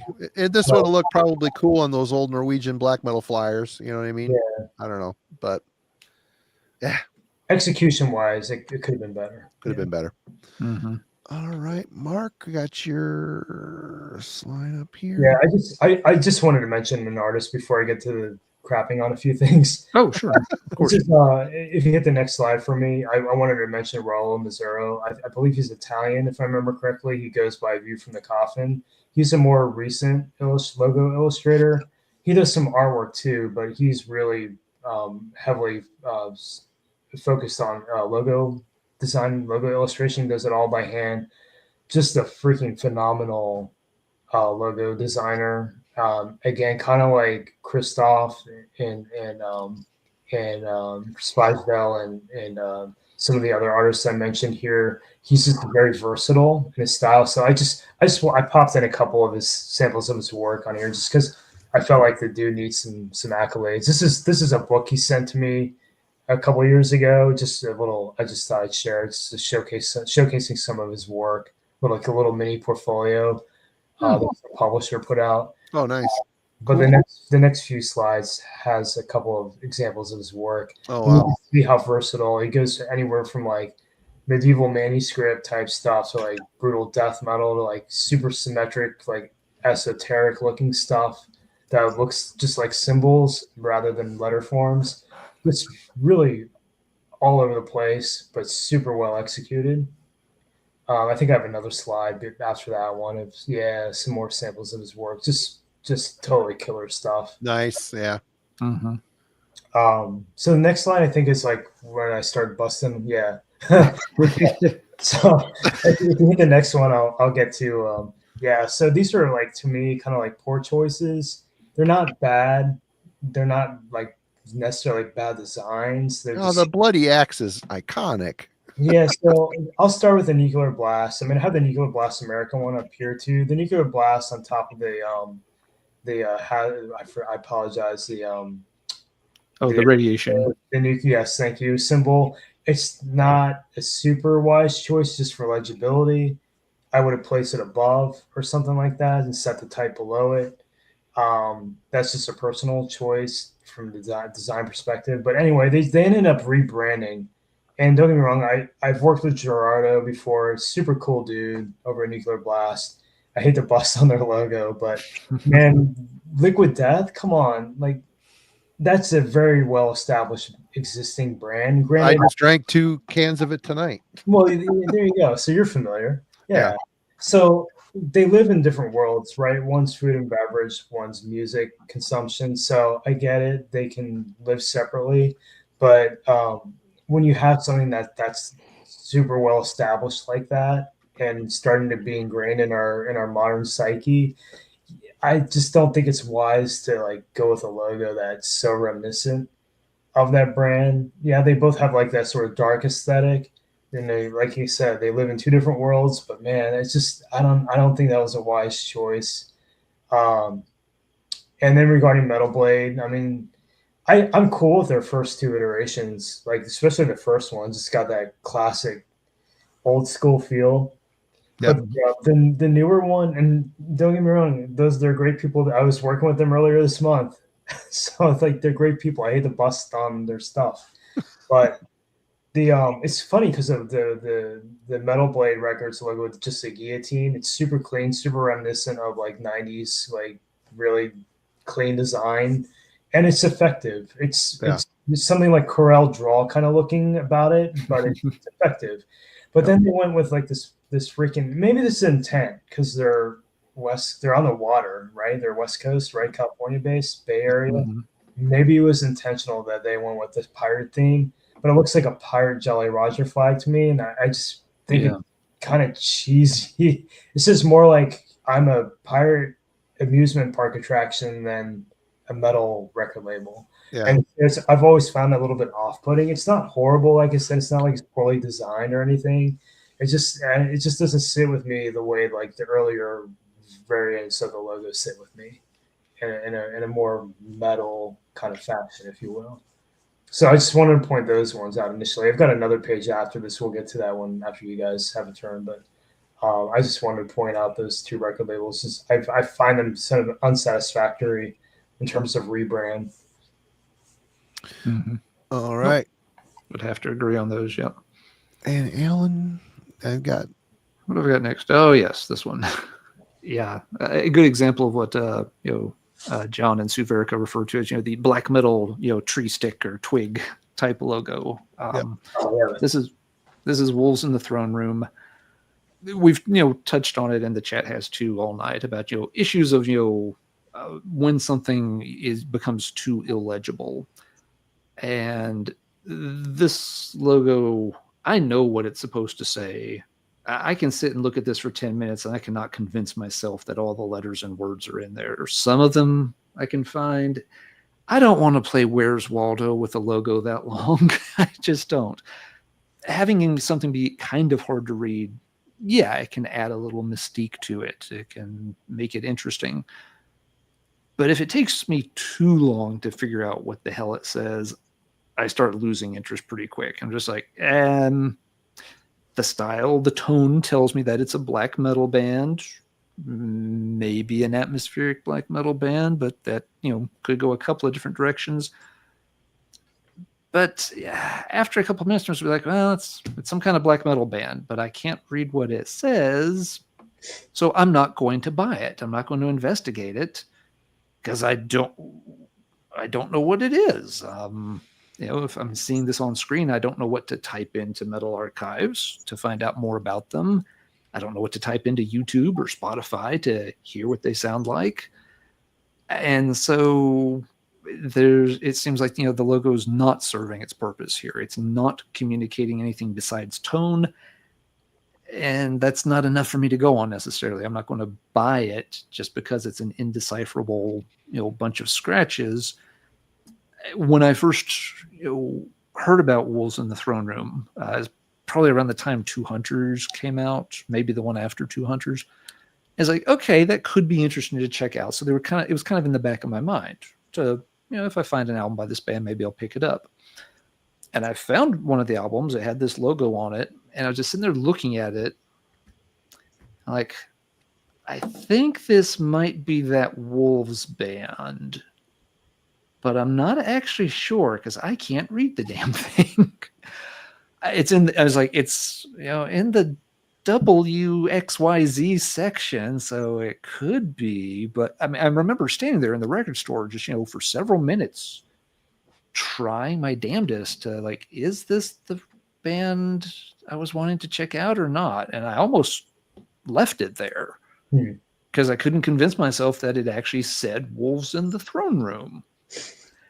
Which is why, this, it's not just this logo in particular that throws me off, but when bands make things this illegible, that it's not communicating to me anymore, you're almost putting a barrier between me and your music. And as such, I may never check you out. So that's why I picked this one as kind of to represent this category or this general problem with some logos. How many times have you picked up a an album or a CD in the store, you can't read the logo, so you flip it on the side, and then they put the logo on the spine as well, and you're like, It's And I frustrating. just put it right back down. yeah, exactly. Yeah. I'm like, I don't know what the hell, I don't know what to do here. Yeah, it happens almost every time I dig through like one of my local stores. They've gotten in a ton of used like black metal and extreme metal in recent months. Yeah, and there are some of them. I'll pick it up. I'll look. I've probably picked them up and looked at them 3 times. I'm like, it begins with the letter G because it's in the G section, and they're pretty good at keeping things organized. But yeah, I can't read your logo. Or I turn it on the side and it's like black font on a black spine, so I can't read that. And so I'm just like, well, fuck it, I'll just buy something else. I put it down and I keep flipping. So there's probably some of them that would be pretty cool, but I don't know. I can't figure out what the hell they are. So that's my issue with this kind of logo. Yeah, it's interesting. I think there's a couple ways to look at it, or a couple ways that this could go. Visually, from my perspective, it's beautifully illustrated logo. Kind of reminds me of I don't know if I'm saying it right now. Pinstriping, is that what they call the detail? Oh, logo? Like yeah. Mm-hmm. Yep. It has that sort of vibe to it. Somebody else mentioned graffiti, Yeah. and it sort of does as well. So I think it's from a visual standpoint, as an illustration, it's beautifully done. Legibility wise, no, you're correct. It's going to take a while to interpret this one. However, I think this could go 2 ways. You could go the way that you mentioned, Alan, where you're just put off and you're the barriers there. You're not going to explore this band any further. Mm-hmm. Whereas on the other side of the coin, another music enthusiast might pick up and be like, I want to find out who this is, or I want to do some digging. I want to dig deeper. I want to explore, because I think there's part of the heavy metal culture too, right? Is that sense of discovery, that you found something unique, or you've unlocked a treasure. So I do think it could go either way in terms of its appeal. So that's a gamble and a risk that the band takes. I mean, again, it's visually beautiful, but yeah, I mean, it could go poorly or it could go well. I can see it going both ways, depending on the listener. Yep. No, and that's a good point. Yeah, I mean, it does add to the mystique, and that is especially for bands in this kind of genre. That is an element that draws people in. So that's a really good point, Mark. I just tend to be these days more and more as I've gotten older.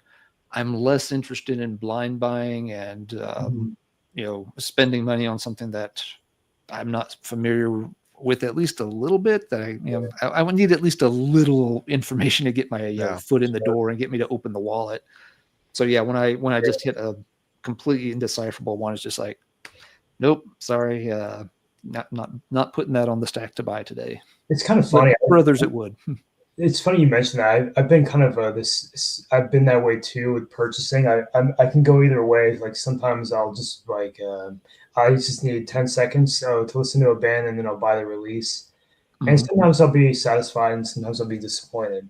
But I still yearn for that sense of discovery as a fan. But I'm also can be the same way too, where I want to give it some level of scrutiny. It just depends on the mood I'm in. Some bands I'll give more scrutiny and like debate. Do I really want this? Do I really need this? You know what I mean? And it's just funny how that works as a fan.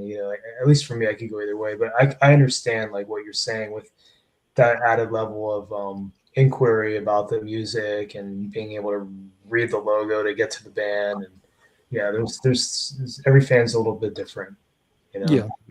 Approach. Yeah, and this is where maybe other elements can draw me in if it's got really killer cover art or something. Sure. Be like, okay, I don't know what that logo is, but the cover's badass. So yeah, maybe something else can draw me into it, even if I'm having trouble with the logo. Yeah. Somebody mentioned the transcending obscurity logo in terms of label logos. I appreciate the kind words because I drew that one. So thank you for not bashing it. Awesome. Yeah, that was kind of crazy because Kunal wanted like a Sanskrit kind of style to the logo. That's kind of where we landed on it, how we got to where we're at with that logo. Anyway, that's beside the point. No, it's killer logo. Killer. We're talking about dedicated death metal label too. What a yeah. All right. I really do like this logo. I think it fails in like what Alan was saying. We just talked about blood incantation. I mean, you can see blood in there, but that's really about it. And It's a tough read. Yep. It's a very cool logo. I like it. It's just, if you don't know and you're just walking through, if it didn't have it, if it didn't say Blood Incantation on the spine, you wouldn't know. You flip it over, I'm like, oh, they're just, again, it's a cool ass logo. It looks awesome, but it is a pile of sticks. Yeah. Yeah, I always wanted the band, it was a German band, Blood, and the band Incantation to do a split release together. Just didn't they do that? I don't know. Did they do a split? I don't know. It'd be pretty freaking hilarious. Chat, help us out. I think that happened. Really? Oh man. I've got the archives up. Let me look here. I agree though, that Blood Incantation logo is a tough read for sure. I've always been kind of like on the fence about that logo. It's kind of cool. Yeah, Simon says oh, Hell's Headbangers did it? They did. Blood and Incantation did a split. Because they did that shit on purpose then. I bet Chase and J-Dog and all them. Let me get the screen up so you can see it here. To do that out of spite or just to be funny. Share screen. There's that. There's that. Okay. I do now. It's starting to come back to me. I think. Okay. Oh, that's cool. This is Moyen. Looks like Moyen did the art. Yeah. I'm assuming that's him. It looks like him from here. See if I can blow it. Did it blow up? Oh yeah, it's definitely a Moyen piece. Yeah, but it's got a signature on it. Yeah. Yeah, there it is. It's Moyen. Yeah. Moyen has done art for both those bands for ages, so it makes sense that he would do that. That's awesome. I had no idea. I gotta look that. I'm gonna buy it just to be fun. That's pretty cool. All right, let me get this out of here. Stop screen. Okay. Oh, that was mine. Mark's back. Sure. I have something I wanted to share. If you don't mind blowing me up, Sure.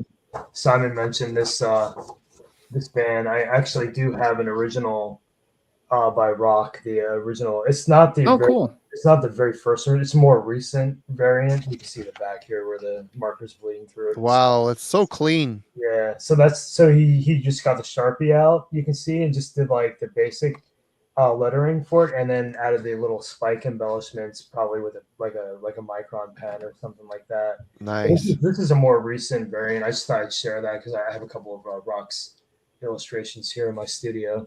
And I wanted to have a logo, so I always loved his style and his style of lettering. Very much like inspired by Voivod in a way and all that. So always appreciated his stuff. Anyway, so the next slide, it's just a compilation. It's the last slide I have to share, but it's a compilation of logos, of really bad logos.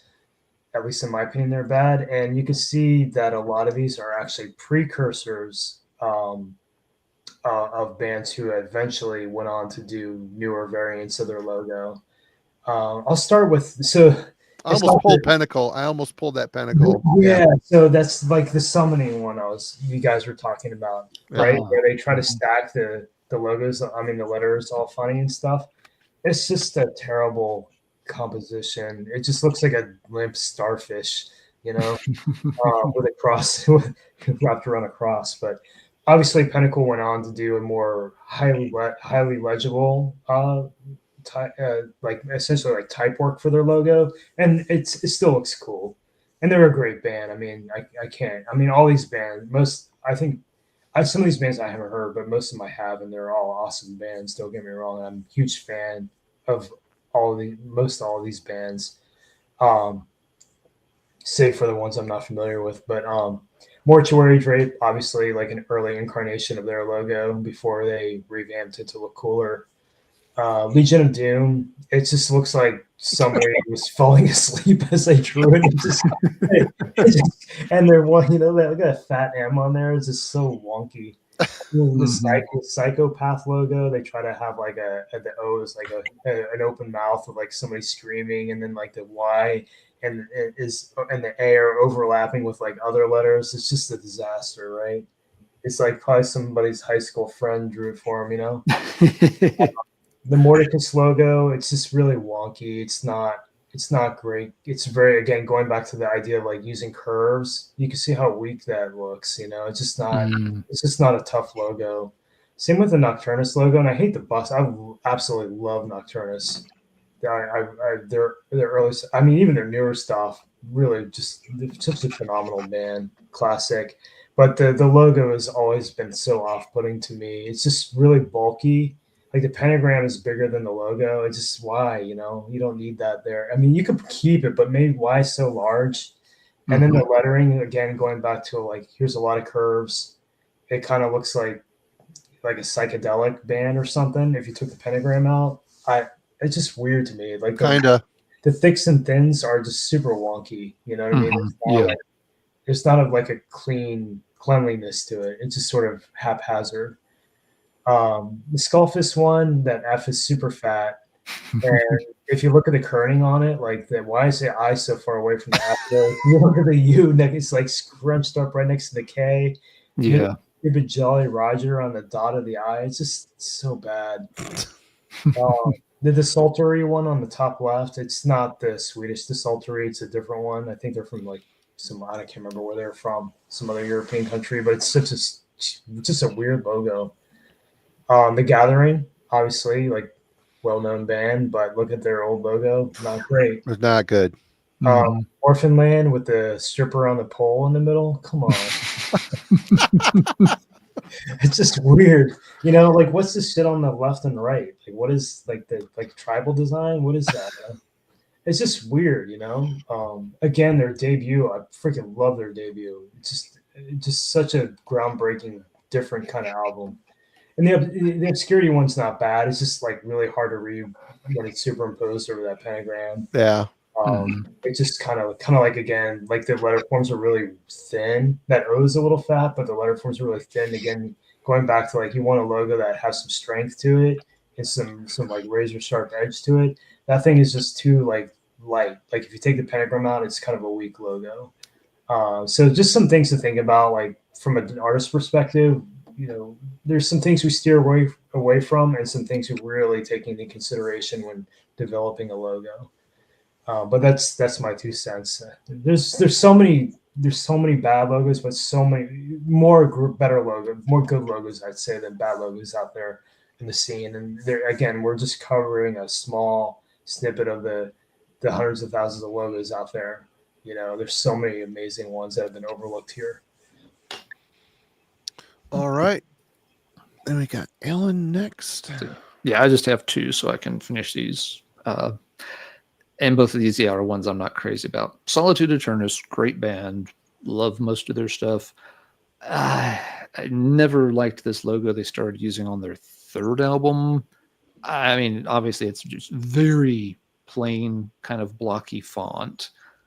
The words are stacked. Solitude is larger than Eternus. And Eternus, it has this slight, arch to it, but there's no other kind of ornamentation or anything going on at all. So it's just a very plain logo, but they also always tended to make it very big on the album cover. So not only was it a boring logo, it tended to dominate the cover art on some of the albums. And it's just like, you're this really cool doom metal band, and you just didn't embellish it the least little bit whatsoever. The original logo at least had a little bit of stuff added to it, and then they went to this just much more. It's not like their sound majorly changed a ton. They were still in the same genre, but they went with this just very, very, very plain logo. Which just was always disappointing for a band of that quality and caliber. Yeah, it looks like it was designed in Microsoft Publisher. and it probably was, because I think they did this about the time they switched to Pavement records, and Pavement didn't have the best reputation for some things. Yeah, it's like a weak logo too. The logo wasn't that great either. Yeah, so this logo the band deserved a better logo than this. I guess is my sure take-home message. And Marty, if you go to the next one, it would be my last one. The original Cemetery logo. That I think they only used this for like the Evil Shade of Grey era debut.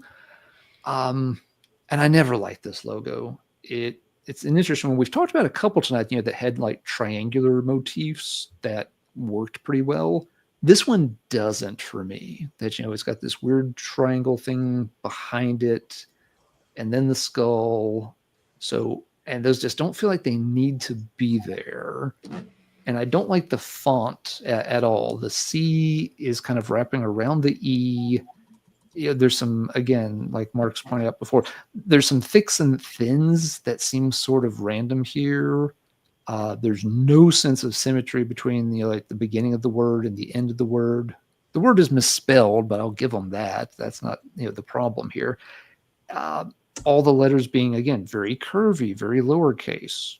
Back to Mark's point that it feels a little weak. I don't know if they were trying to bulk it up, with this weird triangular emblem thing in the background, but it always felt really bulky, very clunky, and just not well executed. So I like the album, Evil Shade of Grey, but I always felt like the logo was a swing and a miss.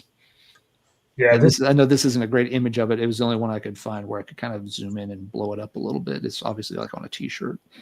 This is what I would call a kitchen sink kind of thing, where it's overkill. They went too far on it. I agree. Like, the illustrative element has nothing to do with the letter forms whatsoever. It's a design embellishment. To me, that's a t-shirt design. It's not a logo. It's a logo with some art, and when you combine it like that, it's too much. It's detracting. It takes away from, like, if you have an album cover, it's going to eat up a lot of space. Take away whatever's on the album cover. Yeah. And the cemetery, the lettering is like a Celtic or Gaelic I don't know if I'm saying it right, unical or letter form, which is like what you'd see in some manuscript lettering. So it's like a traditional Celtic Gaelic letter form, which is weird because I think they're Swedish, right? Yep. So, like, why are you using letter forms from someplace that's not your homeland? It's just, I mean, it's somehow tied. Maybe like they saw it used on a tombstone. I don't know. It is peculiar choices. It's not a bad drawing. It kind of looks like old school tattoo flash. Yeah. But it's like they shouldn't be together. This is a problem with, like, a band thinking they know what's best. And maybe I'm wrong, because this can happen. There's got to be, when you work with an artist, like a artist, not to say we're all right, but sometimes we do know better when it comes to, like, you're overworking something. And this is a case of, like, overworking is something that the McDonald's logo would never be this detailed. Let's just put it that way, right? The Nike swoosh is not that detailed, and for a reason, So this is just going too hard into the paint, I think, in terms of logo design. All right. I have got... How many more do you guys have? I'm done. I'm done. Okay, I'm going to run through a few here that are all kind of related, I guess. Bring it on home, Marty. If Temu offered a logo generator, you type in Dark Throne, you end up getting Mork. Yeah. I have never liked this logo. I know the main guy, this guy here. He's the one that drew it when he was young. He drew it. It was his logo, and it remains his logo to this day. And it's just really freaking bad. It's like someone squished a daddy long leg after ripping out two of the legs, and then they squished it. Yeah, that's what that is. And, I don't like that logo either. I hate that logo. No offense to him. It's not great. Never liked this. I don't like this logo either. I like this band quite a bit. They're totally fun. That album rips. This band rips. Total speed metal, destruction, and black metal mixed together. It's great, but I don't know. It kind of looks the logo's shaped like a turd with an upside down cross. It's got the point where it squeezes out, and I don't know. Never liked that one. So I like it because it makes sense with the music. Yeah. As a standalone, it's very amateurish illustration, but it makes sense of like how primitive and rooted, like just raw that band is. That makes sense to me. And I always hate they were Azagal or Azagal, however you say that. That is just a poorly drawn logo with a distracting pentagram. Of course, the album I don't care for. It's like Temu Moyen here. Yeah. If we're going with the Temu motif. They rode with it on a bunch of the records too. I never liked the In Flames logo. Nope. Never liked it. It's almost a tribal tattoo kind of thing. Although this album is stunning. Yeah. That album. That logo is better than the one that came after it, at least. Yeah, that's true. The metalcore logo. Ugh. Yeah. I never liked the German Nagelfar logo either. That's a weird one. It's a very weird logo. You can't really read it, and it's just too swoopy. And this looks like a fence around a rich person's mansion. I love this band. I love Daniel. I like the old Chasm logo. The kind of circular one, yeah. Yeah, but then he went to this one, and I never liked it. A lot of curves on both of those logos. What's that? True. A lot of curvature on both of those logos. They're both a little peculiar for sure. And another award goes to, can't read it. It's more of a symbol than anything. The new Sigen, the logo for Sigen. Yeah. I don't get it, man. That is a tough one to grok. There's no words. Therethere's no lettering here. It's just symbols. But Prince, right? What's that? Like Prince, right? Yeah. Didn't he do that? Or formerly known as Prince. I don't know. This album rules, by the way. You should go check this out. Yeah, I've been curious about that. Yeah. It's like 80s US thrash with a Dee Dee Verney bass tone from Overkill, and the dude from Necros Christos doing his evil croak over it. It's so good. It's so good. Cool. I'll check that out then. That sounds like it's right up my alley. Did you have some more here as well? I think everyone's wrapped up. No, I'm done. Yeah, I think I'm done too. Yep. Yeah. I think we're at a good spot. Yeah. Well, that's it. So, Mark, thank you so very much for all the work you put into prepping. Holy crap, really man! Cool discussion. No problem. This is fun. It's like the kind of thing you see logos all the time. You see them on posters, flyers, shirts, album covers, and we don't always talk about them. You know, I think it's just kind of fun to do a little deep dive into absolutely why they look cool and why they don't. So yeah, it was fun. Thanks for having me on here, you guys. Yeah, we'd love having you. Glad to do it. And you're going to be coming back again. We can think of a topic, or we're going to get you where you're just showing records the next time. Yeah, cool. Yeah, maybe Yep. something specific like 7 inches or demos or something. Oh, that'd be fun. Yeah, we haven't done that. Old classic 7 inches. That'd be a good one. Yeah, absolutely. Yep, indeed. But yeah, Mark, is there anything that you'd like to again plug or let folks know about anything you got coming up or in the works? Yeah, I advertise here. I do have a couple of things. I'll share this one first. Marty, you have the poster in the background, but one of my side projects, Macabra, really like it. Good stuff. This is it's weirdo death metal. I mean, it's not for everybody. It's I think the closest thing I compare it to maybe Nocturnus, maybe. Musically, I don't know. It's on Iron Fortress Records. I think they still have some CDs and cassettes. So that came out earlier this year. Also, Death Bones from Indonesia has a jewelry line that I worked on. I don't know if you can see it. It's like one of the rings. Oh, cool. Oh, wow. So they did a couple rings, some pendants, and a couple belt buckles. So it's all like metal jewelry. If anybody's interested in that, it's called Death Bones. That's neat. They've done collabs with some other artists like Watain and stuff like that. Also, a couple other things. Pull the Plug Patches has a couple death, like we discussed this backstage, but some death product that I worked on illustration wise. Spencer's has some new stuff. If you're looking at retail, they have some new Riddick art merch. Oh, shit. We have a Spencer's here in the mall. I'm gonna go see if they have any. That'd be awesome. Yeah, they might. I don't know if these ones have dropped yet. If they test products sometimes, some stuff like stays in store, but some stuff they test at various stores. So they might have different kind of depending where you go, they might have different product. Also just did a couple of things for WWE. So very cool. A batch of WWE merch products I worked on that can be purchased online or in store at Hot Topic. But other than that, yeah, that's all I have to share for right now. It's a lot. Thanks, yeah. Thanks for letting me plug. Hell yeah. Yep. Alan, how about you? What have you got coming up? I've got some pretty fun topics coming up on Let's Talk Metal. I'm working one of them's taking a little while. Let's just say I'm on version number 73 of the album right now, and I've still got a ways to go. So Oh man. that's going to take a while. But yeah, I've got a few other fun ones planned in the coming weeks. So folks can stay tuned for those. Right on. Yeah, Okay. got one coming up on a record. I just got a record 2 days ago that I've looked. It took me over 20 years to find a single copy of this thing. What? Oh wow. And it is now in hand.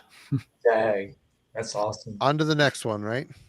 There's always another one, but this one, for multiple reasons, was nice to get off the list. Nice.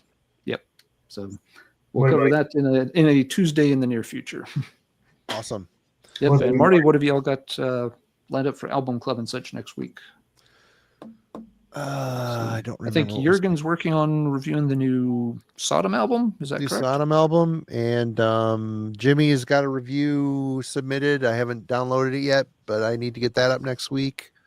And yeah, there's a couple things I've been sniffing around as well. Oh yeah, thanks Ben. Suffocation, Pierce from Within is Wednesday. Oh, album club. Okay, awesome. Yep. And yeah, we'll be in. There's a review drop today that Alan and Kellen did for the new Fertilance album that dropped today. Cool. Mm-hmm. It's about an hour-long discussion. They really go deep on it. It's a really good. From the clips I pulled, I'm like, wow, yeah, this sounds like something I might need in my world too. Very good stuff. I think I had a previous album. I don't have the new one. I'll have to check out the review.